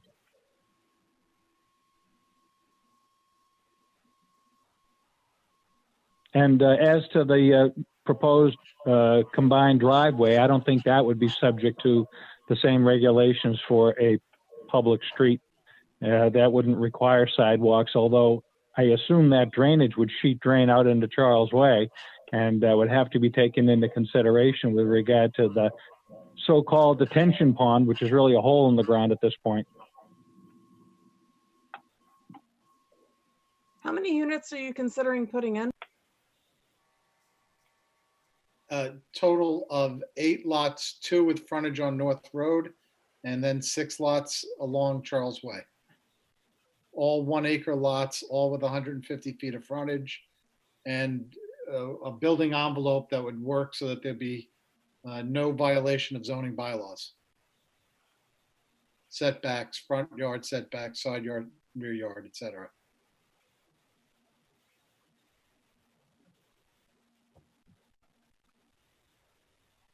So if you're putting in a pile of new homes on the south side, then should you not just stick the sidewalk in on the south side, since the people who built in the 80s decided to go without sidewalks? Opening Respectfully, I think that's to put in sprinklers in the right of way.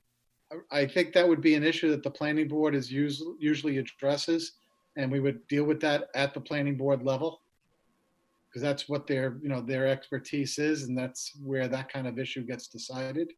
And the abutters would be fully notified of that hearing and would have their ability to put in their input, which would include, by the way, the prior requests for waivers that were previously granted by the planning board, and we'd solve it at the planning board level. That's my view.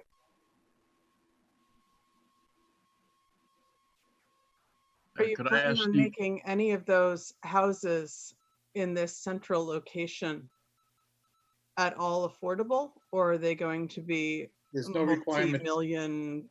Oh, well, I don't know what they're going to be, but they're not. This is not an affordable subdivision. It's not a 40B. No. These are going to be market rate homes. They're going to be very nice market rate homes, is my belief, based on that area.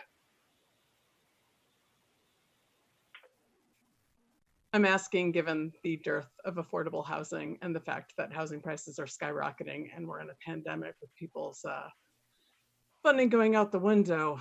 I question another cookie cutter development following in on 80s and 90s standards. It seems an odd choice in a centrally located street to be asking for new development and not planning on actual housing of a variety, so that you end up with a mixed, with a neighborhood with some diversity in it. I don't believe that any of the neighbors would like to have an affordable housing project built on the 8 acres across the street from them, number one. Number Absolutely two, not. If I may finish. Number two, that this is an RB zone, so what we're proposing is entirely permissible under standard zoning bylaws. 3, everything we're going to be providing in a subdivision plan is going to be entirely consistent with the zoning bylaw. And 4, I don't believe that this area has ever been designated as a growth area for affordable housing under any kind of plan presented to the town on master planning. This has always been viewed as RB single family dwelling. And quite frankly, it's going to be very expensive land because it's in a prime area of Chelmsford. So I don't see my client wanting to, deviate from his intention of building a regular subdivision into multifamily housing, which would require a comprehensive permit. So I don't see that happening whatsoever.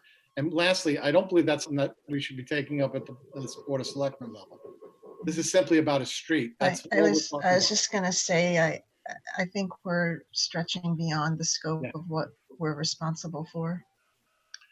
I'm just thinking of the vision of the town and moving forward. That is kind of what we direct. And so if we're looking at a large scale development like that, where it is somewhat exclusionary, and now we're talking about no sidewalks, which is an interesting place. Emily, we lost you. Excuse me, could I ask Steve Yanley a question, please? Sure, go ahead, George. On that, Steve, Yes. on your $139,000 projection cost estimate, you didn't have a sidewalk in it. Did you have the retention area in that? Yes, I carried a number. I don't know if in the packet had my spreadsheet, but I included kind of a lump sum number for rebuilding that catch basin and then some kind of associated drainage improvements up and down the street. But yeah, rebuilding that detention pond was definitely an item I accounted for. And would that Number 15,000. Yep. Would that hold the additional number of houses too? No, nope. My number was solely based on existing conditions. So anything that Attorney Housel's client submits will account for that through the planning board process. They'll have to control their own water. I mean, obviously, if there's some flow off of a frontage lot on Charles Way, we can account for driveways and some roof and stuff like that. But as he stated, if we go through and do his planning process, we can review existing conditions on that pond, and if we need to make some modifications, we can certainly do that. Yeah, thank you. I was just curious whether or not it was included, because I know it was in kind of tough shape, right? Sure. Thank you. So, Doug, what are you looking for action for us tonight? Well, I would think that I would ask the board to authorize Attorney Haverty to work with me on a memorandum of understanding or a development agreement, either way, so that we could outline the process through which we could get this accomplished. So then we have something that's kind of bound between the Board of Selectmen, the town, and my client as a developer that lays out the processes for going forward. And once we have that signed off eventually by your board, because that's your board would be charged with the memorandum power. After that, we would just go through planning board and working with Steve and the planning board to go through what we have to do for stormwater management and reconstruction of the road and getting, remedying some real problems out there. And of course, that whole process involves the abutters. And my goal, the way I work with abutters like this, is ahead of time. I try to have a meeting with them and get their concerns, because I find that having their concerns out from the out front makes for a better project overall. And I think they have every right to be participating in this. So my feeling on it is I've heard, go ahead, George, do you have a question? Oh, I think that's a very good idea. I mean, it's always better to address the problems up front than have to change something in the middle of the development, But I think it's a good idea. So, I'd be in favor of that motion. I mean, I'll say this, I've known people who've lived in that road. I've been hearing about the problems with Charles Way for obviously 20 years. If we could clean it up, that's what I'd love to see, close out that liability for the town, taking care of a private road.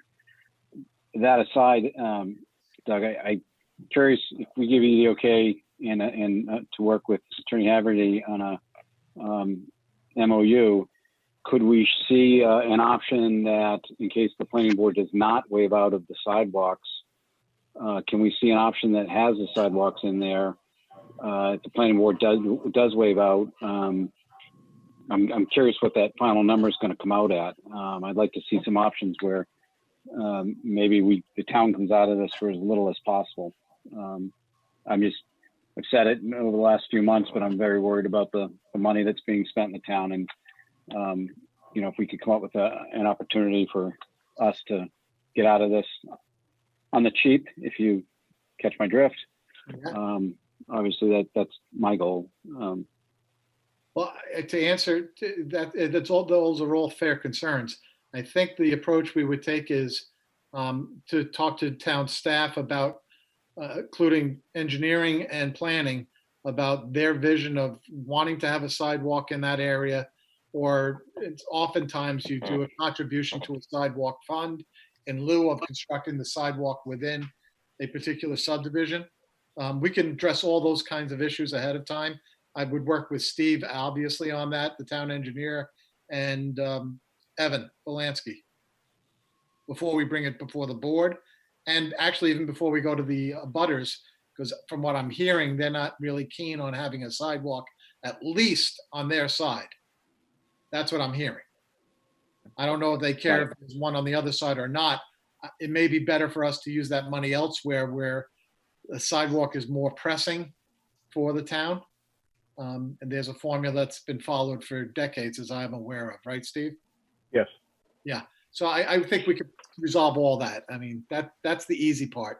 I'm more concerned with the eminent domain approach and the timing of doing that and getting that going in good faith. And before my client spends a lot of money on engineering, I want to have an agreement with the town that the Board of Selectmen is going to go forward in good faith with my client and propose that this work be done, the eminent domain be taking place, getting it approved at town meeting and getting it accepted as a public way. Okay. May I just ask, Attorney Haverty, do you have any other additional comments? Well, again, Does that make sense to you? Yes, it does make sense. My concern, of course, is the difficulty in finding out who retains interest in Charles Way. But that's something ultimately the town is going to have to figure out one way or the other if they're going to address the issues on this street. So that might take a little bit of doing. With regards to the sidewalk on Charles Way, I think that we do need to circle back to the Community Development Department and find out whether or not the prior requests to modify the plan to eliminate that requirement were ever acted on. And if they were, then no further action needs to be taken. So we need a better understanding of what happened back then.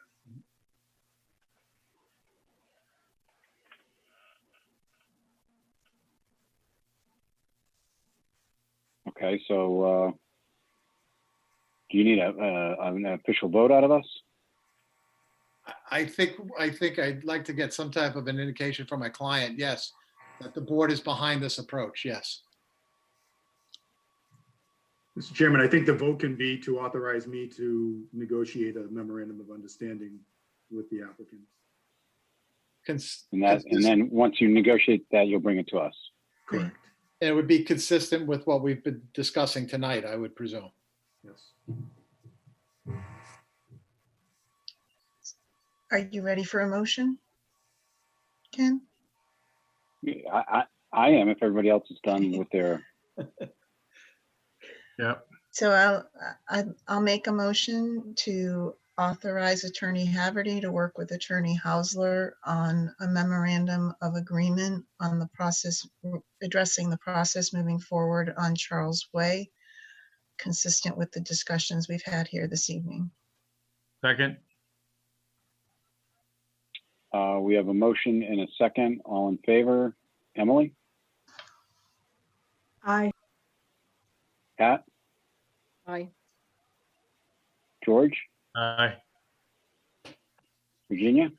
Aye. And I'll vote aye. Thank you, members. Have a pleasant evening. Good luck. Mr. All right. Haverty, I'll be in Thanks, touch. Paul. Hey, thank you, Attorney Hausler. Take care. Chairman, did you need me for anything else tonight? No, just make sure you get every pound of flesh out of Doug. Thanks.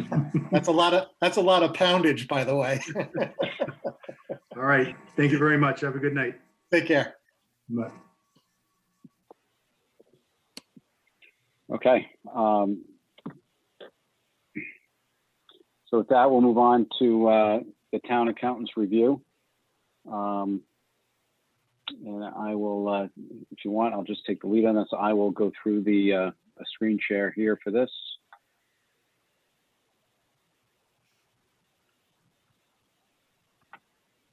And can everybody see that? Yep. Okay. All right, so what we did this year, we scheduled Darlene's review, and I asked everybody to go out and meet or call Zoom into Darlene. I think she was in the room, right? Can we? I lost my screen here, so can we, if she's still here, can we unmute her just in case she wants to say anything?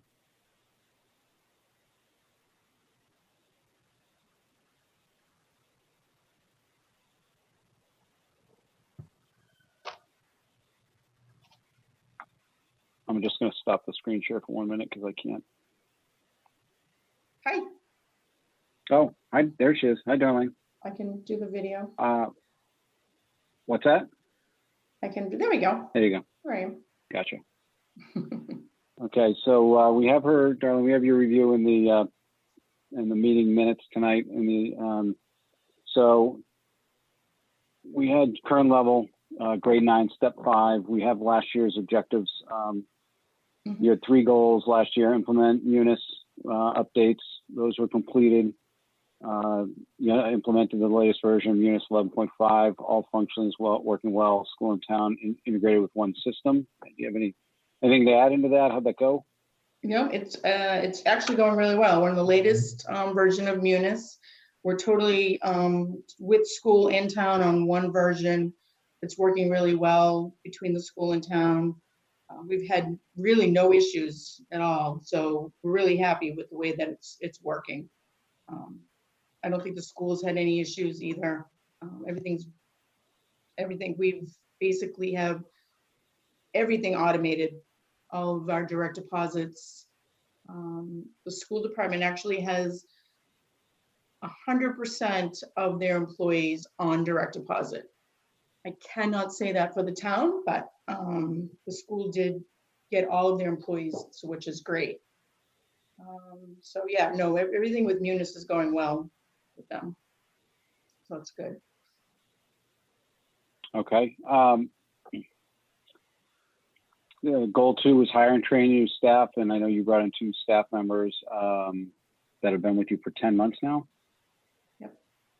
Yep, at this time last year, I was a little bit in panic mode because I had 2 employees that put in their retirement for July 1st. And that's basically when I'm closing out the fiscal year. But in August, I hired an accounts payable clerk and an assistant, and they're both working out very well. There was a learning curve. They don't come from municipal, they don't have municipal background. So there was a little bit of a learning curve on just basically just kind of the way that we do financial, the way the municipalities do financials, but they really did a great job this year. And going forward, they'll be doing some more training. They basically have the day-to-day operations down. Now what I'll basically do is introducing them to more municipal finance, especially as my assistant. The accounts payable clerk, she's just paying the bills, and she's doing a great job with that, questioning invoices. She's dealing with department heads. So she's doing a very good job doing that. I think with my assistant, he'll kind of move into the next step of the municipal finance. I'm probably going to send him off for a training that's offered in March and give him a little bit more insight on the kind of the circle of life in my department for municipal finance. Okay. And then you had the 3rd goal was to update the W-9 requirements for vendors, which have been completed. Yeah, and this will be a continuing project. We have all of our current vendors now up to date. All of the W-9 requirements for our vendors are completed, but this is kind of something that is continually, we bring on new vendors, we need to get this information. And the IRS is telling us that this is something that they would like to see they would like to see new W-9s on file every year for all vendors. Not sure that's realistic, but I would at least wouldn't like vendors to go more than 2 or 3 years without having a new W-9 on file. This is an IRS requirement, and the IRS is actually going out and auditing municipalities. They're doing large municipal cities right now, but I, at some point, feel like they will be coming in to do an audit for the town. But this is also a requirement now that my outside auditing firm tests. So it isn't just being done by the IRS. The auditing firms are also auditing these processes. Okay. Darlene, I know when I sat with you and did the review, I had asked you a question and I just wanted to ask it in public so you can clear the air for people that might have heard about it. And you know how sometimes rumors run, but there was a glitch with payroll. And my understanding it was a banking issue. Do you want to just explain a little bit of that? Yep. So this was with payroll. So we do a biweekly payroll and we send the files to the bank. We work with, it's the bank that we do business with is Enterprise Bank. So Enterprise Bank, actually, a lot of banking facilities now are tightening up on their securities. A lot of finance companies are doing that. So what they actually implemented their own security measures on the enterprise side. We had payroll. It was actually the town payroll. The school payroll went through. The school payroll for direct deposits went through fine. Friday morning, because we send the file to the bank on Wednesday. Everybody pretty much gets their direct deposits sometimes Thursday night late. Most of the time, first thing in the morning, Friday mornings when you wake up and you go to your bank, your direct deposit is there. My phone was dinging and people were calling me and telling me they weren't getting their direct deposits, and this was on the town side. So I couldn't understand why that would be. So I quickly ran into the office, looked at the file, everything seemed to be fine, called John Souza, our finance director. He quickly got on the phone with the bank, and the bank said, geez, we're sorry, but we stopped the file going through because it was over the limit that we were approved for on the bank side. And why we had such a large payroll, it was the payroll we were paying out all the employees, their longevity. So it went, anything over a $3 million payroll had a hard stop to it. And we didn't get a call from the bank to say they stopped it from going through, but that is exactly what it was. So the bank actually put a hard stop on the direct deposits because it was over the limit that we were approved to do. So the finance director, John Souza, asked the bank to send paperwork over that we could sign and up our limit, because the next payroll that was going to be happening 2 weeks after that was the balloon payment for the school department, which pays all of the teachers and PSPs for the summer. And that's a very large payroll, what would be way over the $3 million mark. So we wanted to make sure we took care of that. So once that file went through, once we got everything pushed through with the bank, everybody did get their direct deposits by 5 o'clock on the close of business day on Friday. So nobody had to go through the weekend without being paid. We did get everybody paid. It just didn't get into their bank accounts like they normally see it on a late Thursday night or early Friday morning. But we did get it done, and everybody had their money by the close of business day on Friday. But we have it all straightened out with the bank, and it won't happen again. Great, thank you. All right, so then from your review, we go into the section 2, which are performance factors. And when I received everybody's comments back, they were kind of put in one. So I broke one comment up top and put the rest underneath. But, you know, again, the auditors gave a great review of you and your department. So that right there tells us a lot. Some of the notes that came in, you know, the comments from the board, and I can just sort of read them here.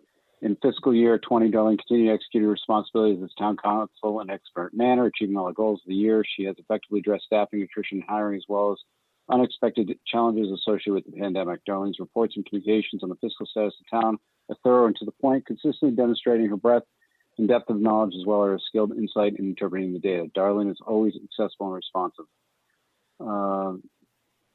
Second part here. I think she has done an outstanding job to hire and train 2 new staff associates, allowing for a seamless transition to their duties. The COVID-19 crisis has impacted everyone in unexpected ways. Darlene has maintained the operational functions of her department without fail. She has met the challenges of keeping critical eye on all aspects of the town finance, including proactively preparing the submission for reimbursement expenses related to the crisis. Her reports to the Board of Selectmen continue to be precise and informative, providing excellent objective view of the status of the budget and alerting us to any areas of concern. Next comment, Darlene's level of skills and understanding are evident in the review she receives from the auditors. And finally, all interactions we had with Darlene this past year are, again, open and direct discussions, whether in the BOS meetings or one-on-one, are always well thought and complete. So with that, does anybody want to put forward a mark here? Do you want to do that before we look at the goals? Yep. Okay. I mean, I would. Okay. Because I felt. Yep. Go ahead. You're looking for a Everyone start motion off? or other comments? I don't. Well, I mean, I'll just start off by commenting that I sat with Darlene for a while and we talked on a bunch of different topics. And like I said, the payroll glitch she brought up. So I appreciate her bringing that to my attention. I'd heard about it, but didn't understand what had happened. So, I mean, I was willing to give her, either consistently exceeds or exceptional performance. I don't know if anybody else has any other input.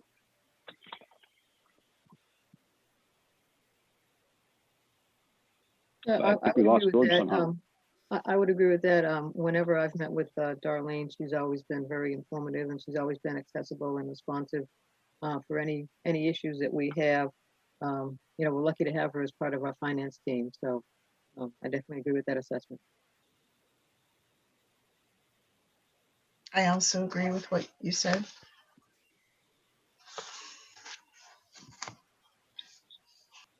Any comments, Emily? We had George got out of the meeting, I guess, and then he was just in the waiting room, and now he's not. I'm not sure what's going on with George. I just came back in on a different computer. Something happened to the internet in my house, I guess. Okay. So I'm on the phone now. So, but I mean, all right. Good. I agree with what you. We're at the. Your comments. Go ahead. I'm, going above and beyond, excellent remarks I gave him. I think that's it. Can you hear me? Yep. Okay. All right. Thanks. Yeah. So should we? Do you want a formal vote on what we're going to give her? I think we should do one, yeah. So was that Okay. a motion that you made? Yes, I'm asking for a So, motion. I'll make a motion to give Darlene an exceptional performance rating and to advance her from grade 9, step 5 to grade 9, step 6. Okay, I have a question though. Ken, I thought you had suggested consistently exceeds. I'm open to either. If that's the motion Virginia wants to make, I'm not going to. Do we have a second? I was going to second. I didn't want to interrupt Pat. Nope. So second. Okay. Well, Pat, was now that we a can second? discuss it if you want to change it. Yeah. This is where we Okay. discuss. So And you said So for Pat, the, what were you thinking? no, that's just what you had said. So that's why I didn't know if you were preferable to Nope, the I'm consistent. Okay. I'm fine with this. I'm fine with the motion. Yep. And you said it'd be grade 9, step 6. Is that right, Virginia? yes. Any other comments? So we have a motion and a second. All in favor? We'll do it by roll call. Pat? Aye. Emily? Aye. George? Aye. Virginia? Aye. And I'll vote aye. Congratulations, Darlene. Thank you guys so much. Thank you. Okay, let's just, we'll touch on your new goals and objectives before we let you go for the night. We're not done torturing you. Yep. So in sitting with Darlene, and she had forwarded some thoughts to me that I sent out to the board so that they could go and speak with Darlene individually. And the goal is develop and continue awareness of official duties. So demonstrate leadership with committees and board members, professional representation at town fiscal practices. As part of the town finance team, continue to provide guidance with respect to financial matters of the town, which would include review of all purchasing under department purview, reduction of overall expenditures through constant management, analyze receipts versus revenue estimates on a regular basis, anticipate possible revenue shortfalls and make decisions as to how to deal with them. The third goal, enhance staff training, bring assistant town accountant to state association school in March, train assistant town accountant to perform higher level routine accounting tasks, send staff to additional training as needed and as funding permits, continue cross training of all staff members. And as far as for training and professional development, attend professional meetings, annual schools and conferences, maintain membership in professional organizations. Darlene, do those sound Yes. on point with, okay. Anybody have any? I think that probably one of the main goals, especially with what we're seeing with expenditures, the state revenue, predictions of 20 to 25%, decrease. I think this going into 21 and possibly, 22, because it could take considerably longer for the state to recoup revenues from the loss of the pandemic. I think, ongoing adjustments might be necessary as we follow how the state and local receipts get impacted. So, I'm going to be really monitoring closely on what the revenue intake monthly are, along with expenditure costs, and seeing, letting you folks always know where we're at. If we, think we need to make adjustments along the way as we go into these, I think it's going to be, we're going to see decline in some state revenues and things like that. So I'll definitely keeping you informed on these reports on what we're looking like on a month-to-month basis as we're going through this. Is there any benefit to having the reports done now with like a 10 or 20% deviation, just to see what not off of, property tax, but just the items that are most likely to fluctuate, like state revenues or cherry sheets or any of those items? I mean, we know the property taxes aren't really going to fluctuate much. Yeah, I mean, we can do a projection, revenue report of, and what does it look like if you cut those, especially, it's the big hits are the, what is it going to, I think our meals tax and our hotel tax, those are going to be big hits.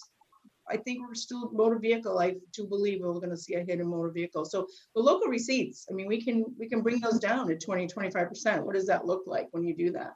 Right. And Paul, I'm not asking for ideas of where to cut or anything like that. I think it's just more of a number. So we have in our heads, like, what's the worst case scenario? Because I have some people stopping on the street and saying, oh, if the revenue for the town is off 10%, what's that work out to? 14 million. And no, hold on. You don't take a hit to every line because we're going to have property taxes. It's only to some lines. So I think maybe if we could get an idea of what 10% or 20% on those lines that will get hit looks like, it might help keep things in perspective as we move forward. I mean, I think we've I don't mean to speak for Paul, but I think him and John were working on the going into this fiscal 21 budget and what just got passed at town meeting, they did cut those revenue costs. They did go through the line items. I don't get so involved in the with the budgeting because I police the budget, but I know that when they were looking at that and we did meet, I kind of gave some suggestions of where I think we're going to see those declines. So I think we were pretty conservative already on our 21 budget on those revenue lines, but I'm still going to continue to watch those, especially like I think the motor vehicle, the hotel tax, meals tax, those line items. I think they're going to be where we're going to see our big hits.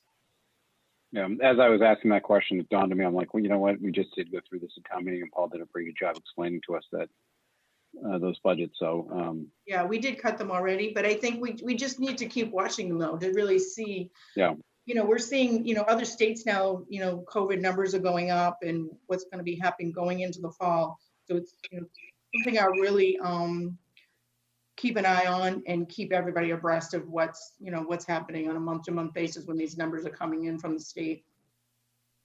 Part of the problem is the delay in the meals tax collections by the state, you're keeping us in the dark. And I know Darlene and John and I have talked about this. They not only delayed the income tax payments till July, but they're now talking about perhaps delaying the submission of meals taxes without interest or penalties to the end of the calendar year. So we may have a first indication around October, November, but we may not have a strong indication until 6 months in where things are going. So when we did those estimates, we didn't do it linearly across the board. We took big increases, big decreases in meals tax and even larger in hotel room occupancy tax. But I think Darlene's right. One of the big numbers, which is half our local revenues, is motor vehicle excise, and that's going to be a key number. The problem, though, the same thing. You don't get that major commitment until January, but we will keep an eye on what we call the subsequent commitments, which are the interim ones from ongoing sale during the course of a year. So, we'll keep you updated as the data becomes available. okay. Thank you, Darlene and Paul. Thanks for your input. Thank you. And thank you, everybody, for all your support all through the year, too. Thank you. Any other questions or comments from the board? No. All right. Thank you for being with us tonight, Darlene. All righty. Thank you very much. Good night. Take care.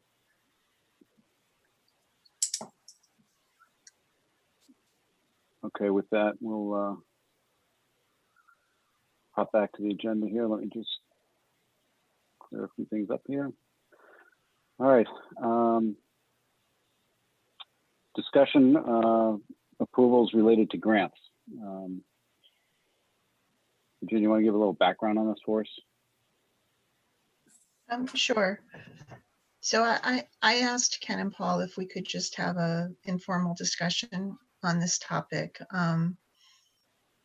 And what I've been thinking about is probably about a year ago or so, I had asked if we could get more involved in, or if it would be appropriate for us to get more involved in the strategy for the grants, or how we're competing for grants and where that potential revenue might be coming from. And at that time, the discussion, there was concern about having that out in a public forum because of competitive, we're competing for money with other towns. And then we've gone and we've gotten grants over the course of the last year. And at our last meeting, we were asked to approve the plan for procuring services for the planning assistance grant. And yet we have other grants, like several under Lisa Maroney, where we've gotten briefings and updates about what the grant is, what the plan is, have an opportunity to make comments, but there's never been any request for a formal vote from the board to proceed. So I'm just asking the question of, is there some criteria that we have for when we have to approve a grant plan once we receive that grant money? I mean, I know that I suspect that the reason we were asked to vote on the planning assistance grant is because, Groton Road interchange and maybe one or the other ones has been contentious at times. And I think that all the work that went into that with the different boards and committees to get alignment before that RFP is issued was a really good thing. But then it just left me with a question of, why are we asked to approve that one, but not the plan for some of the other grant money? And I just wanted to kind of throw that out there and see what people's thoughts were.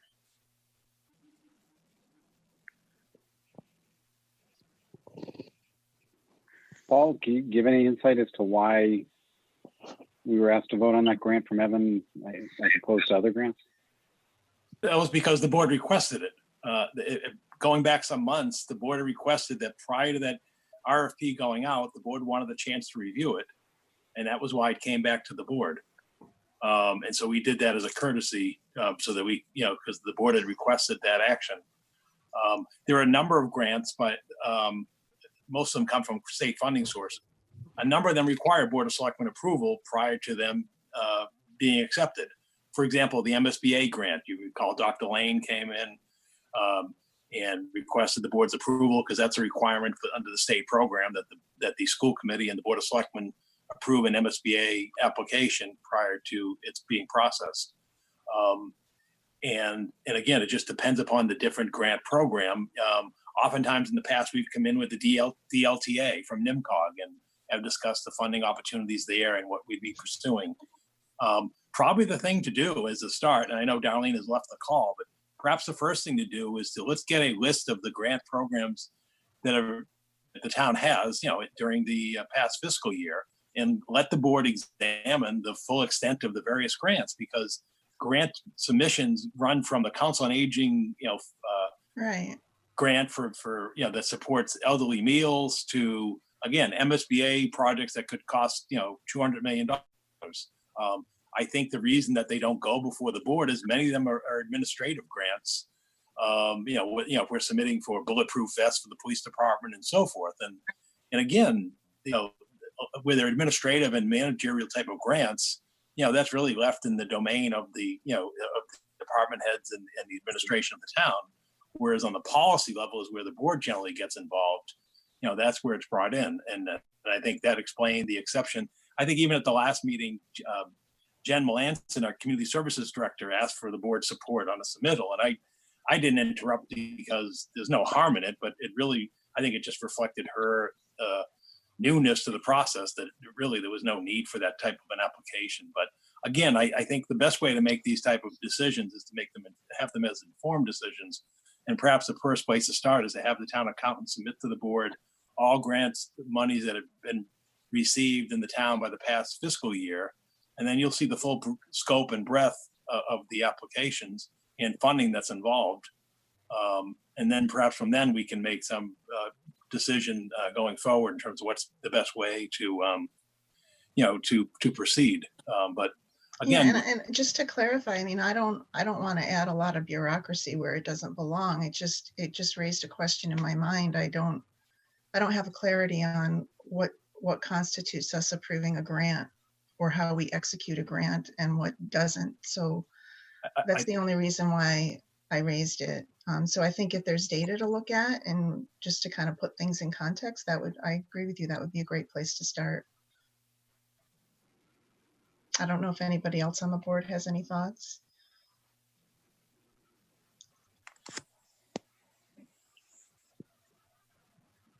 No. Okay.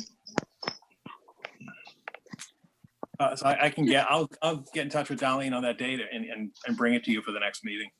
All right, thanks, Paul.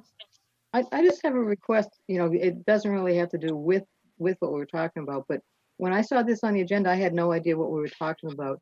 If in the future, if even just maybe a 1-paragraph note about what questions were raised or what concerns are, because I had no idea what this discussion was going to be about. But Sure. I'm glad we did have it. But okay.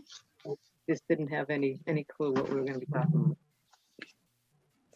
I think that the advantage to just having at some point it touch in on a select board meeting is that it,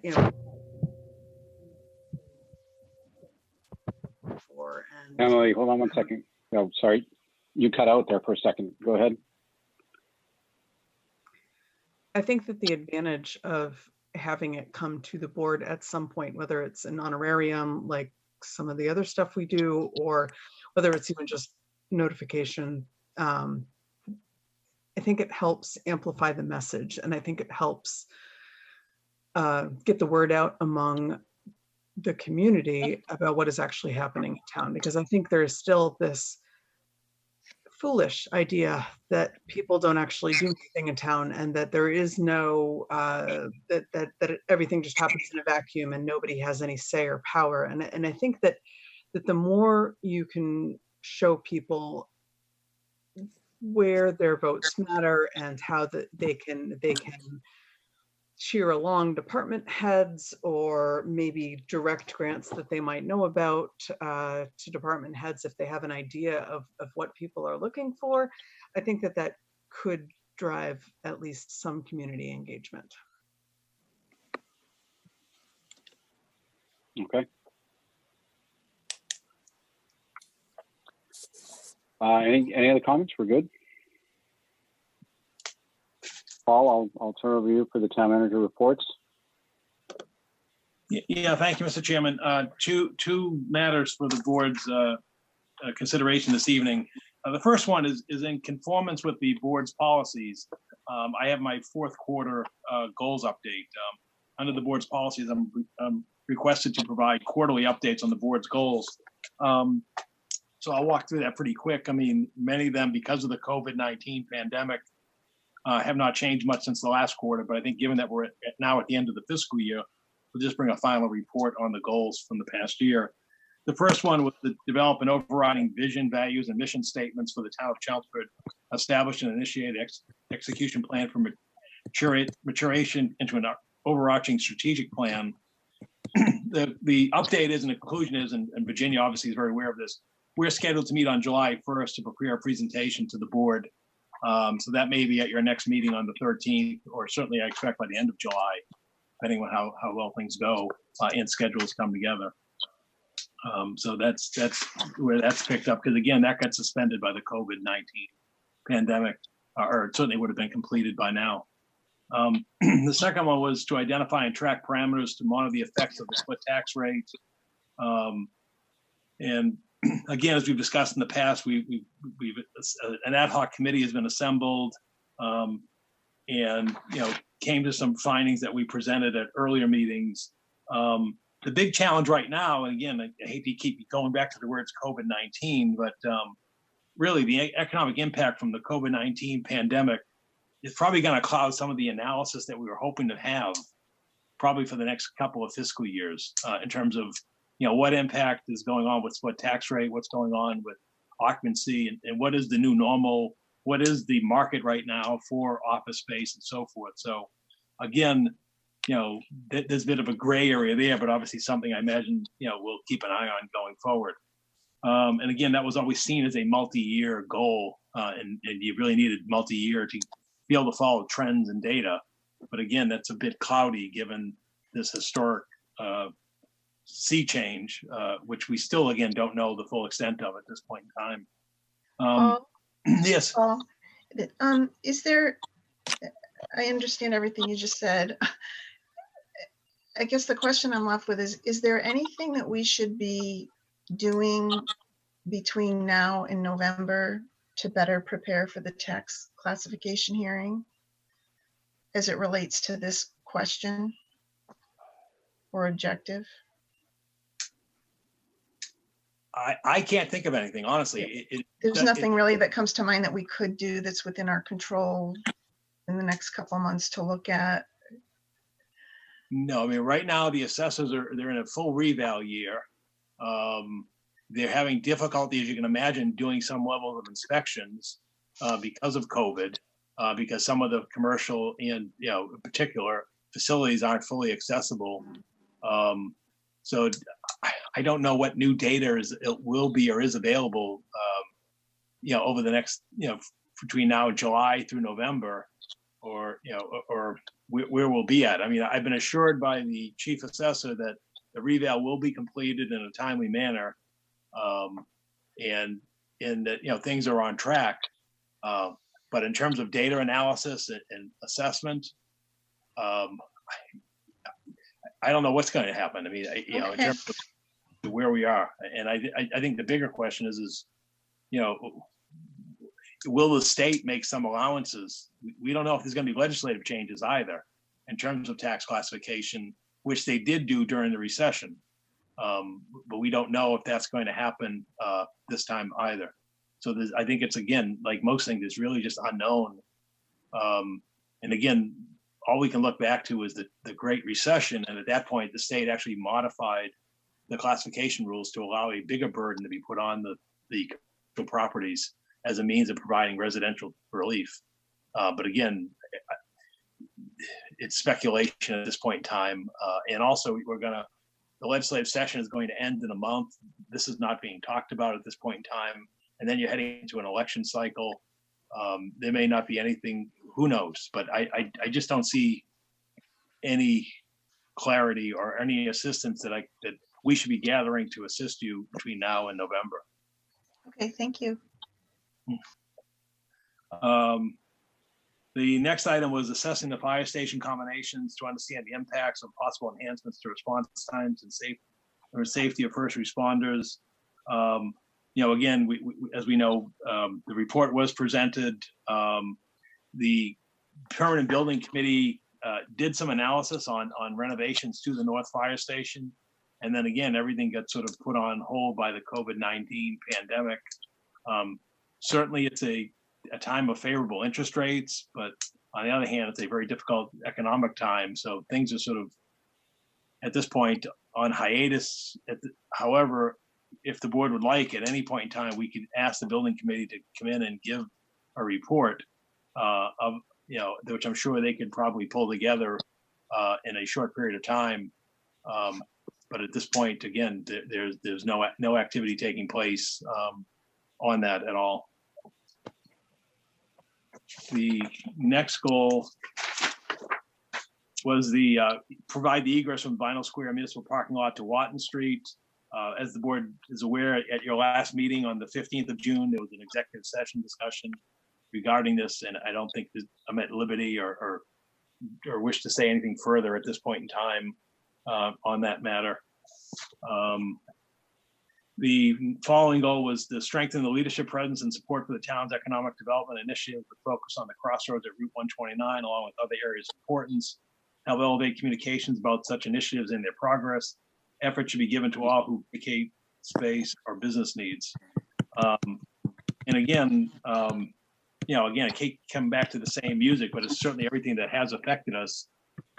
I think what has happened, and I think the communication was really great, and I think Lisa and the coordinated effort is the town really stepped in to assist businesses right from early on during the pandemic, and still to this day, in terms of the idea when they were first looking for the financial assistance in the early stages of getting loans and how would they apply, particularly the small businesses, and then really that stepped up to the efforts that were sort of taken, and again with quick turnaround in terms of how to reopen with outdoor dining and facilitating the licensing and approval process with the Board of Selectmen, the Boards of Health, the inspectors and so forth. Again, and I think that got very positive feedback at that point in time. And obviously the other one that's real current right now is you're starting to see the initial aspects of the redevelopment of the Oddfellows Fisk House parcel, which is in process before the planning board. And in general, like I said, I think it's been an effort, and I think that the information has been very available out there during this period of time. Also, Lisa came in and gave you the latest updates in terms of 129 at 330 Billerica Road, with the dining establishment that signed the lease to go in there. She also gave you the update on Mill Road with the expansion of Thermal Fisher. And then I can tell you that I know there's a meeting upcoming within the next few days regarding another amenity potential in the community. So again, I think these things are taking place. And then the bigger question, that everyone's asking is, what is the post-pandemic, what is the new reality out there in terms of the demand for office space and market space with the new norms? Is there any change from what had been a centralization in the urban core of Boston? And how does a community like Chelmsford that now doesn't rely on mass transit, have particular advantages that may not have been seen as advantages, 6 months ago? So again, all those things we're trying to stay ahead of, and we'll be working on in the weeks and months ahead. The next goal was the development and execution of a communication enhancement plan for town and its residents, research municipal websites for the development of a new website. Again, as the board knows, we presented the new website a few months back. And again, I think during the latest COVID-19, we utilized the website, but I think we also stepped up our presence significantly. Some of the areas that I just spoke to in terms of the business development, but even in general to residents, utilizing social media in the website in terms of keeping people informed, because clearly there's been a gap in the traditional print media. I mean, I think where we stand today, I still don't think the daily newspaper has reported on our town meeting that took place a week ago, and so forth. And so I think, you know, we're doing the best that we can to get information out there by website, by social media, and other means because of the transition, and the stress that traditional print media is under. So again, I think the website has helped and that. The next goal was on working with the town residents on traffic concerns. And again, we spent last meeting talking about that. And in terms of the status reports at many of the meetings that took place, obviously what's going on with the Route 40 and Ledge Road, which will take place at your next meeting on the 13th of July. Again, much like we did tonight with Charles Way, we are sending out, if they weren't already sent out today, we're sending out notices to the butters in that portion of Groton Road, Route 40, to make them aware that there will be a discussion on the 13th of July on this matter. Again, we've spoken about the Traffic Safety Committee. And then I think as recently as this past week, you've seen some of the improvements that have taken place across town.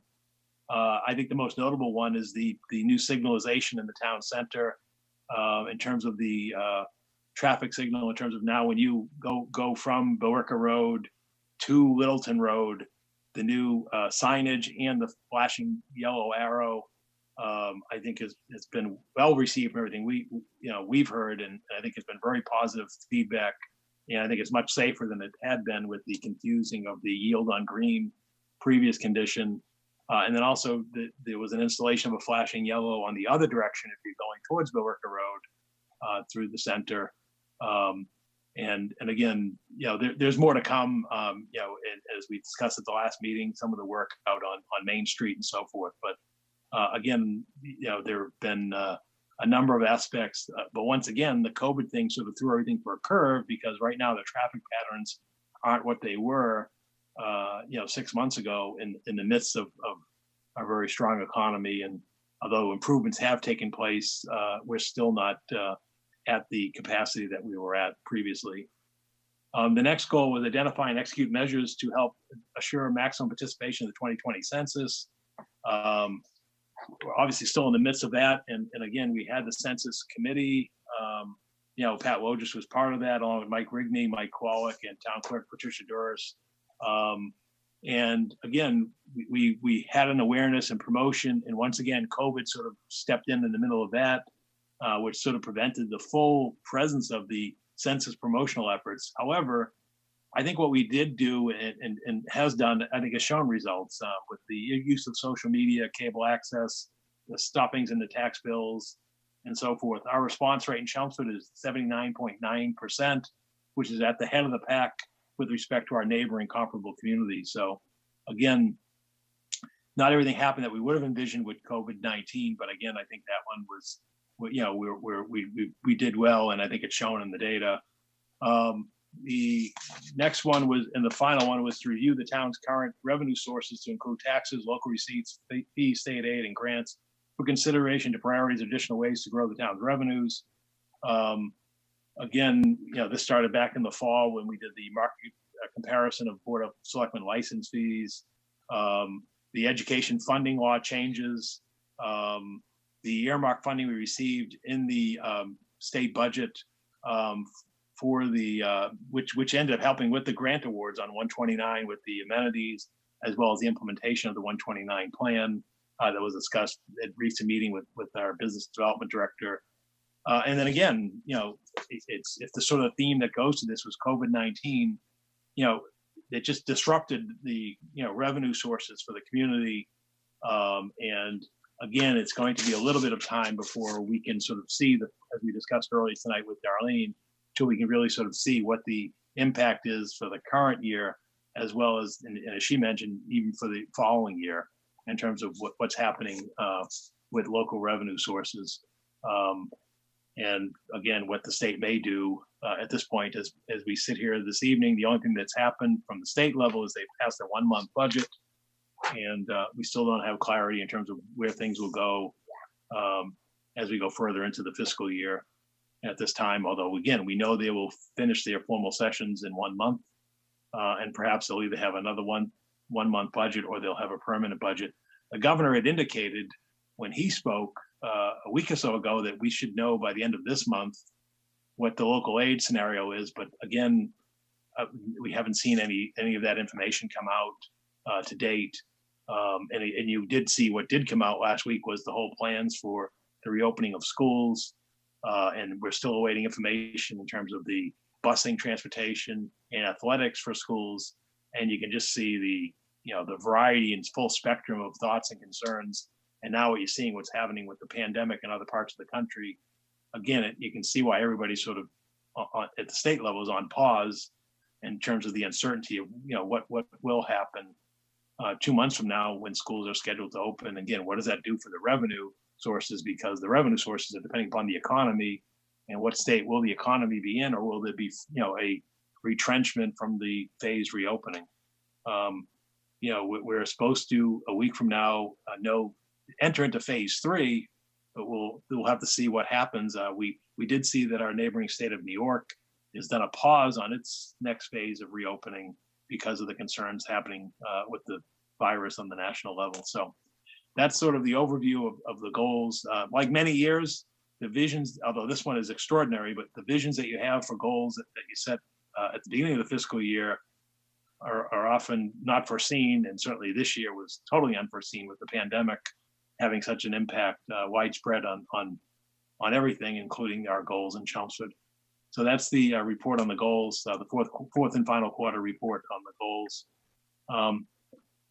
And then the other report I have, and again, we got this back to, is I did include in your packet the structure report for roof-mounted solar arrays at the Center Town Hall and North Town Hall.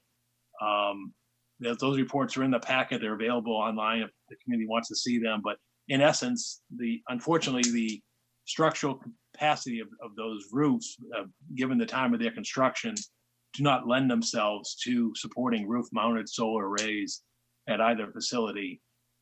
So I did want to report back to the board because the board had inquired in terms of that possibility in order to be part of the green initiative going forward.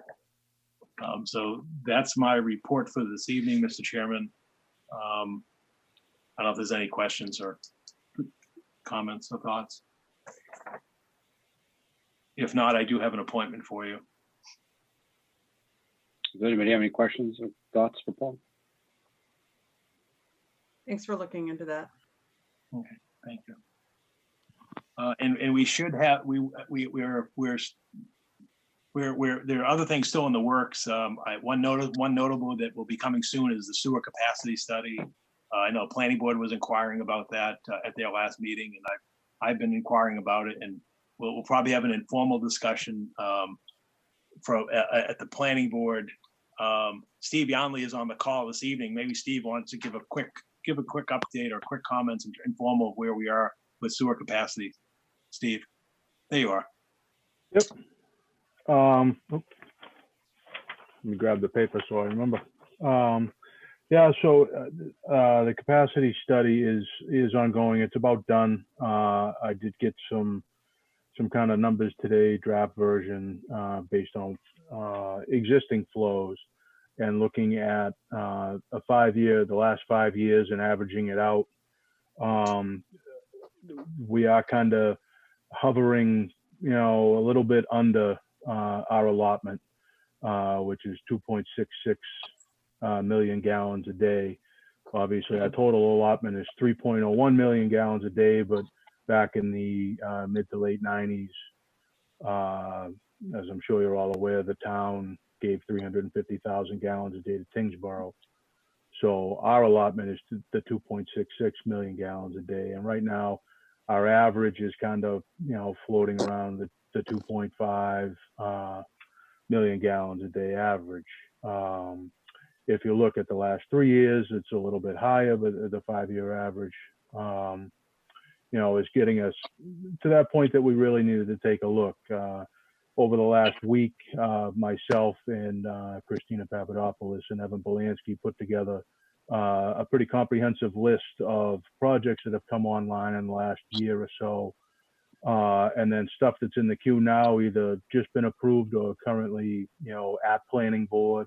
And then we also took a pretty hard look at properties that have potential for either redevelopment or, oddball properties like, the Anthony's Loom site on the other side of Route 3, just kind of on the Chelmsford-Billerica line. There's been some back and forth on could that be developed or not developed. So we're kind of throwing a dot at it, put a number to it. So as part of this study, there'll also be kind of like a future projection, a little bit of growth. So again, the gist of it is, we are getting close. This year's numbers, as Paul was saying in the presentation with the goals, the numbers are going to be skewed a little because obviously hotels are closed, restaurants were closed for 8 weeks, 10 weeks, or now they're even reopened and not at full capacity. So this kind of period's numbers will be skewed a little bit based on the norm. So our flow will be down a little bit.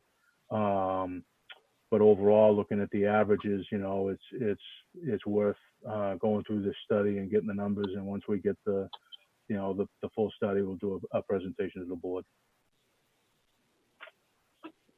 So Paul and Steve, I think when we were, if I remember right, and I'm not sure if it was in a meeting or if it was at leaving a planning board, I'm not really sure where I remember hearing this, but when we were talking about the Mercury computer site and the redevelopment potentially that might go on there, I think there was questions about whether that could go residential, and then the sewer capacity issue came up. Someone had sort of made a comment that, well, maybe they could put in their own septic system. And is that something we need to, well, first off, is that really something that's viable? Secondly, if that is an option, does that need to be talked over with the Board of Health? Like, what's the process for that as an option or an opportunity, since we have large developments coming into town? Well, so I think if it's of a certain size, like obviously the West Campus project that I know the board has heard a little bit about over the last couple of meetings, the size of that project would probably trigger a treatment plant, a small package treatment plant that would, in essence, skirt Board of Health and go right to Mass DEP for approvals. The Mercury computer site, off the top of my head, I know it was large, but I don't remember the numbers. That has the potential for the same type of thing. Obviously, looking back, we can project some flows that came out of Mercury computer when the campus was active. So we could handle a little bit of that, but probably not if they expand into multiple buildings, like is kind of, some of the concepts that we're throwing around. We've discussed maybe getting into a bylaw change. I think the report that I'm going to get back is going to kind of a touch on some of that stuff to recommend that going forward, certain types of septic systems may be approved that, or should be considered, I guess, that will result in us probably drafting up some bylaw changes, speaking with Board of Health, and then ultimately town meeting for those approvals.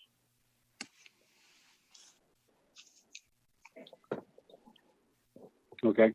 Do we have any experience in those small sewage systems in town? There were some. Obviously, the properties have been connected to sewer at this point. we wouldn't maintain them. They would be private systems. Like if West Campus is built, I've, had some informal discussions over there about a package treatment plant. They'd end up being privately maintained. For example, I believe the mills where the establishment used to be Bainbridge's. I believe that was on a local treatment plant before they were connected to sewer. I think the Radisson was too, Steve. Yeah, correct. Yeah, now it's the small building that's the maintenance garage was the housing for the controllers for the treatment plant, and I'm sure some of the Billerica Road corridor was as well, I should say. All right. Thank you. I think we're getting a little, sorry. My question went a little off topic, but we can go back on here. All right. Thanks, Steve. Sure. And then one just closing thing, and it sort of relates to the format, is Pete Padula is there. I don't know if Pete wants to come on 1 second, but if Pete can, I see his thing there. One of the things we're exploring, and telemedia was in the town offices today, and also talking to Dr. Lang, I've asked Pete to explore whether there's the ability for the given the 10-person limit, under the state's health regulations under COVID-19, is it possible for the school committee or the Board of Selectmen to meet in the room and then run the meeting from the room as the board together, with the Zoom virtual technology for those watching or presenting to the board? I know Dr. Lang has expressed the preference for the school committee to do that starting next month. And again, if Pete, you want to give an update, and I don't know what your thoughts are regarding that. Yeah, I'm here. We are, now the town meeting stopped. We got through town meeting and I asked Tom to look at what we need to buy, and it's not a lot. So we need to configure those rooms. I was hoping by, let's see, your next meeting is? July 13th. Yeah, maybe by then, if not the 2 weeks after that. So hopefully sometime either mid-July or by the end of July. And hopefully I'll know more at the end of this week, so. But I just want to make sure, is that a direction that the board wants to go? Because again, I know Dr. Lang has said the school committee wants to go there, and we could avail it to other boards like the, historical commission wanted to meet in the room. And again, if they stay within the 10-person parameter, you're okay. And I have been in touch with some of my colleagues across the state, and now with the relaxing of standards and a little more comfort, some communities are doing this type of a hybrid formula, for lack of a better word, where the board is together in the room, and then it's the ability to virtually Zoom from the room at the same time. So it may help the dynamic, and particularly for a small board like the historical commission, if there's only 5 members in person taking minutes at a given time, there might only be 8, a couple people in the room anyway, but they may even be able to have the presenter in the room, as long as you stay under the 10-person limit. But you have to still do the broadcast and allow the input, particularly for hearings, public hearings, and also for the availability of the public, since they can't attend, with the 10-person limit. How do we deal with actually keeping 6 feet apart, given how close we sit around the microphones? Well, as you can imagine, the school committee room was not a problem, so that was a no-brainer. They've got that huge table. Tom was looking in today to see 204 and 205. Could one or both of those rooms work? Perhaps even add an extension. If we removed the seating in 204, your meeting room, and added tables like we had when we have other boards before the board, either in a J shape or a square shape, can we have 6 feet social distancing and have the 5-member board, plus again no more than 5 others, in the room at the same time? And again, is the board comfortable with that? I mean, again, this. So I'll just, from my perspective, I'll just say I don't care either way. I am very comfortable having these meetings on Zoom, and I think as you get more proficient with the tool, it's easy to do. What I wouldn't want to do is force an in-person meeting of boards or committees where we might be putting people who have risk factors or who live with people with risk factors at unnecessary or premature risk. So I would just want to think through that a little bit. But if we have to continue on Zoom, I'm very comfortable with that. I'm kind of the opposite. I think if we can meet in person, I agree with you, Virginia, that if members of the board are uncomfortable for whatever reason in being in person, they still would have the option to be one of the remote participants. But otherwise, if we're going to continue this way, quite frankly, I think our chairman needs some training on Zoom. Because as we've seen today, you know, it's hard to keep track of 3 or 4 things at once.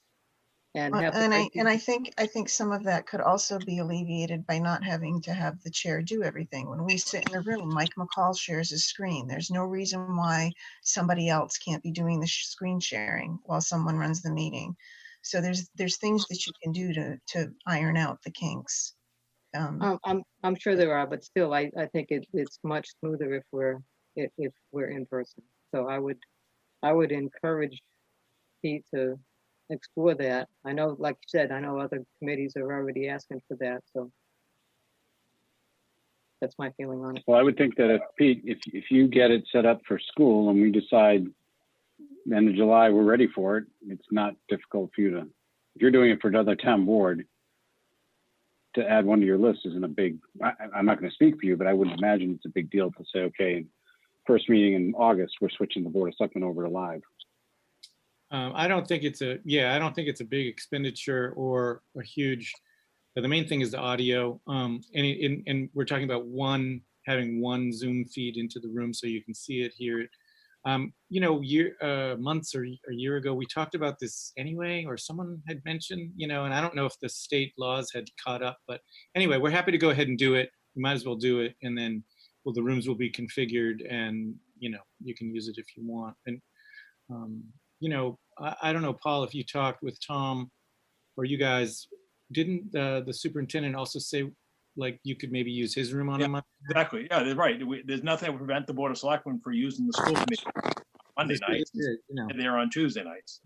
Again, we're raising possibilities because, as you said, what's going to happen over the next month is you're going to see the school committee meet and perhaps another board or two. And I just want to make sure you're up at the front with knowing what the options are available rather than sort of trying to catch up to, you know, something later. So, but that is a possibility as well. We could meet at the school admin if you think that room configuration is better in terms of spacing. But the most important thing is, what are you comfortable with in terms of, you know, individually, individual choice.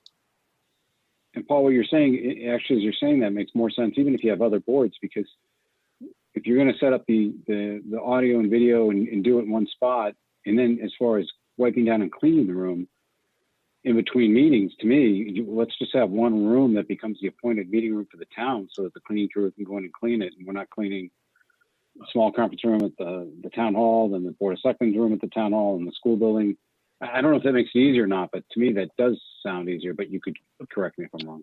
But the problem is there's more demand than we have, you know what I'm saying? There's more demand than we can accommodate in one room. You know, when you start thinking the historical commission, you've been in the town offices on a given weeknight, and oftentimes there are 3 or 4 Tuesday nights.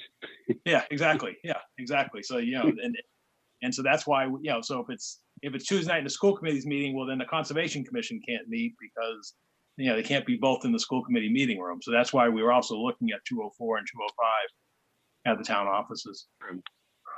Okay.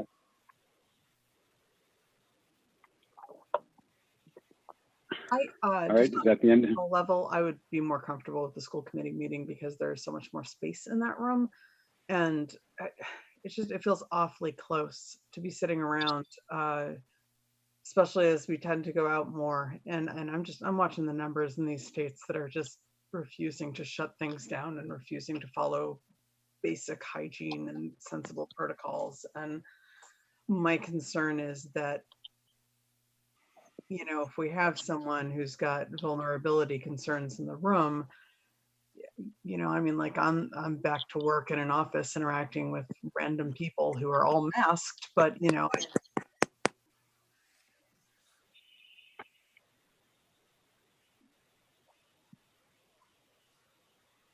Any other comments?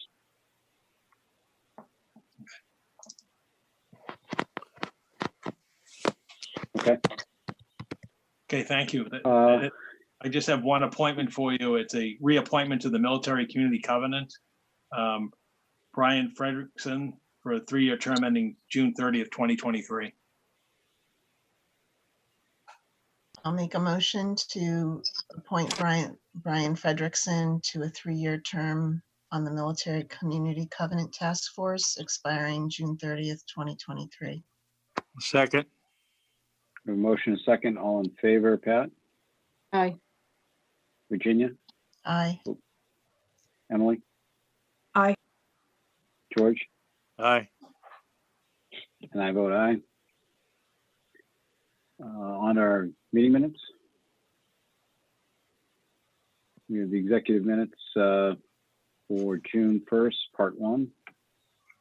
I'll make a motion to approve and release the executive session minutes, segment 1, dated June 1st, 2020. Second. The motion is second, all in favor by roll call, Pat, Aye. Emily, Aye. George, Aye. Virginia, Aye. I'll vote aye. We have part 2 for the same evening. I make a motion to approve but not release the executive session minutes, segment 2, dated June 1st, 2020. Second. A motion and a second, all in favor by roll call, Pat, Aye. Emily, Aye. George, Aye. Virginia, Aye. and then we have the part 3 of the same evening. I make a motion to approve and not release the executive session segment 3 minutes dated June 1st, 2020.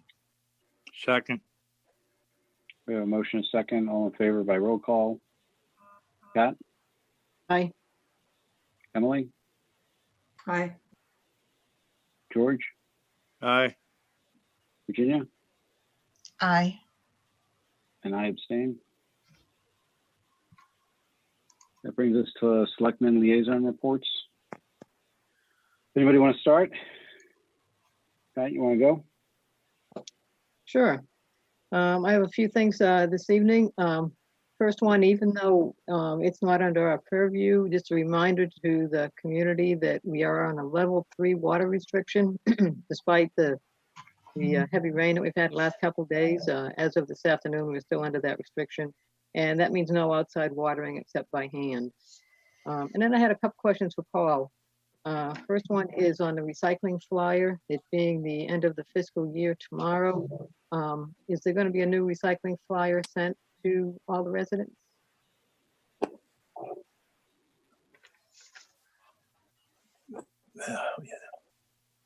Gary Persichetti is on this call. Gary, do you have an update on the recycling flyer? I believe it's on the website and it's being printed as we speak. All right, thank you. You're welcome. Okay. And that kind of goes into for trash pickup this week, since I assume that Friday is when the 4th of July will be that's the day off for the municipal. No, so no. It's not. Friday is not a legal holiday. There's no Saturday, Friday holiday law in Massachusetts. So even though there's a Sunday, Monday holiday law, so Friday is a regular day. It's a work day. The banks are open. The mail will be delivered. Trash will be picked up and everything. So there's no change in schedule, which is why there hasn't been any promotion about a change in schedule. So everything is normal. What happens to municipal employees is we get a floating day that people can take at their discretion in lieu of the Saturday holiday observance. Okay. So there's no change. Okay, thank you very much. What about the farmers market? Have we heard if it's going to go this year? There's no farmers market. The organizers did not feel they could pull it together, and then no one else has stepped forward wishing to take that on as for this season. So there'll be no farmers market on the common this year. Okay, and just one more for you. The Shared Streets and Spaces program. I'm sure you've heard about that now. Has there been any thought about any way that we might be eligible for any of those funds to help some of the businesses in town? I know it really, you know, it probably is more applicable to a city, but I didn't know if there'd been any discussion. Yeah, the discussions we've had with Lisa Maroney and Evan Belansky, just so the board knows, or the community watching knows, that's the one where the state was providing immediate monies to help with the outdoor dining, you know, closing of streets, expansion of public areas and so forth. You know, you've probably seen some of it on the news about the North End and so forth. The area that we're trying to move on is the Summer Street.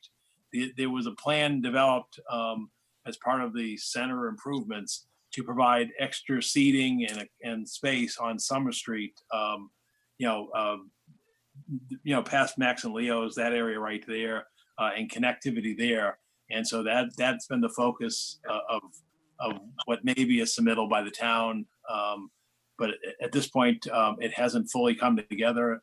But I will get back to the board when something does come together. But we looked at different areas, and they really, other than that, there really hasn't been anything that's been obvious or requested from establishments in terms of the areas of public domain that we could expand. Okay, thank you.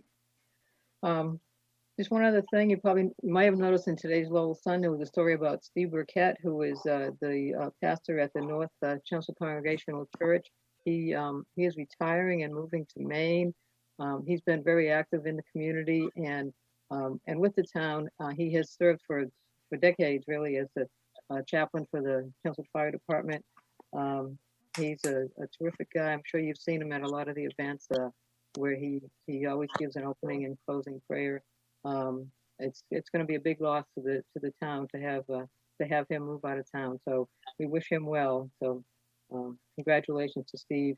And then lastly, just to wish everybody a safe and happy 4th of July. It'll be a little bit quieter than usual, but it's still the 4th of July.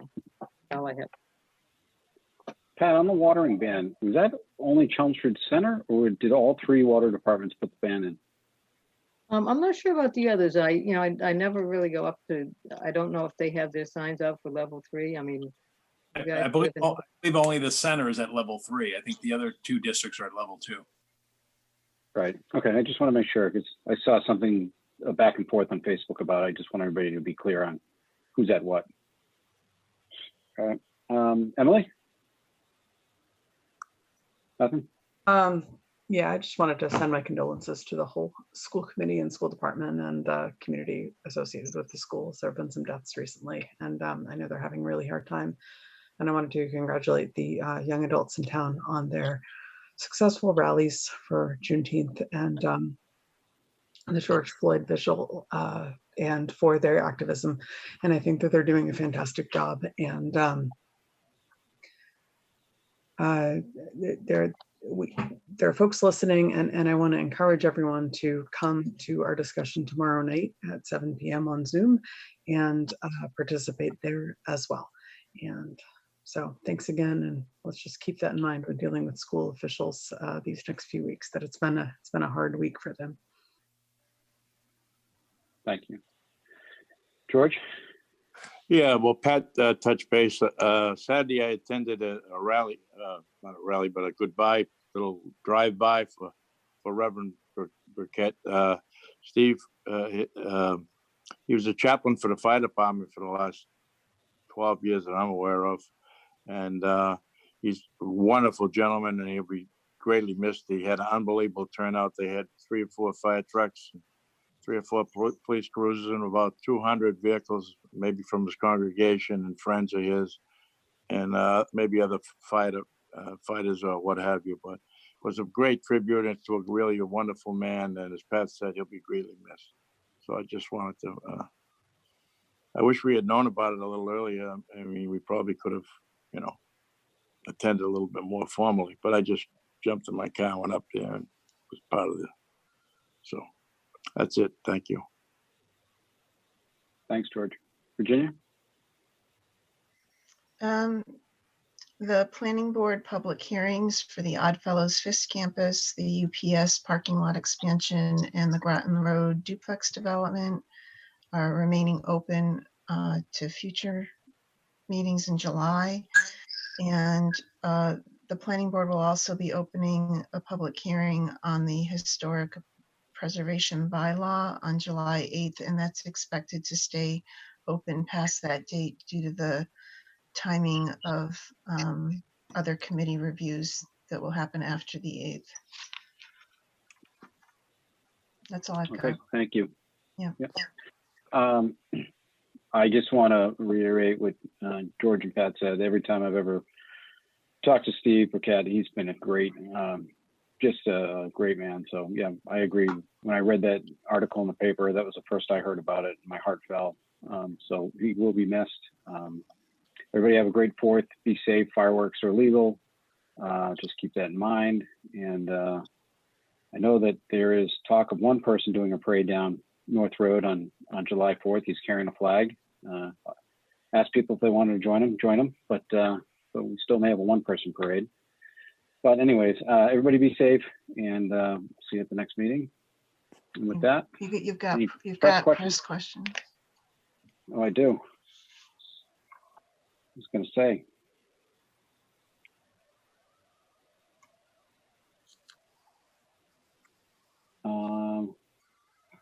I wasn't saying that you have some. I'm just saying it's an agenda item. Oh, I thought you said I did. I had them. I was like, No. yeah, I was going to say I don't see any. Yeah, I don't see anybody from the press on the call. So, and there's nothing in the chat box. So, Mike, you just joined us. Did you want to add anything? Okay. All right. With that, I make a motion to adjourn. Oh wait, he's there. Did you say? I'm going to say goodbye and wish the board a happy 4th. Oh. Okay. Thanks, Mike. Same to you. Make a motion to adjourn. Second. A motion is second. All in favor by roll call. Pat? Aye. Emily? Aye. George? Aye. Virginia?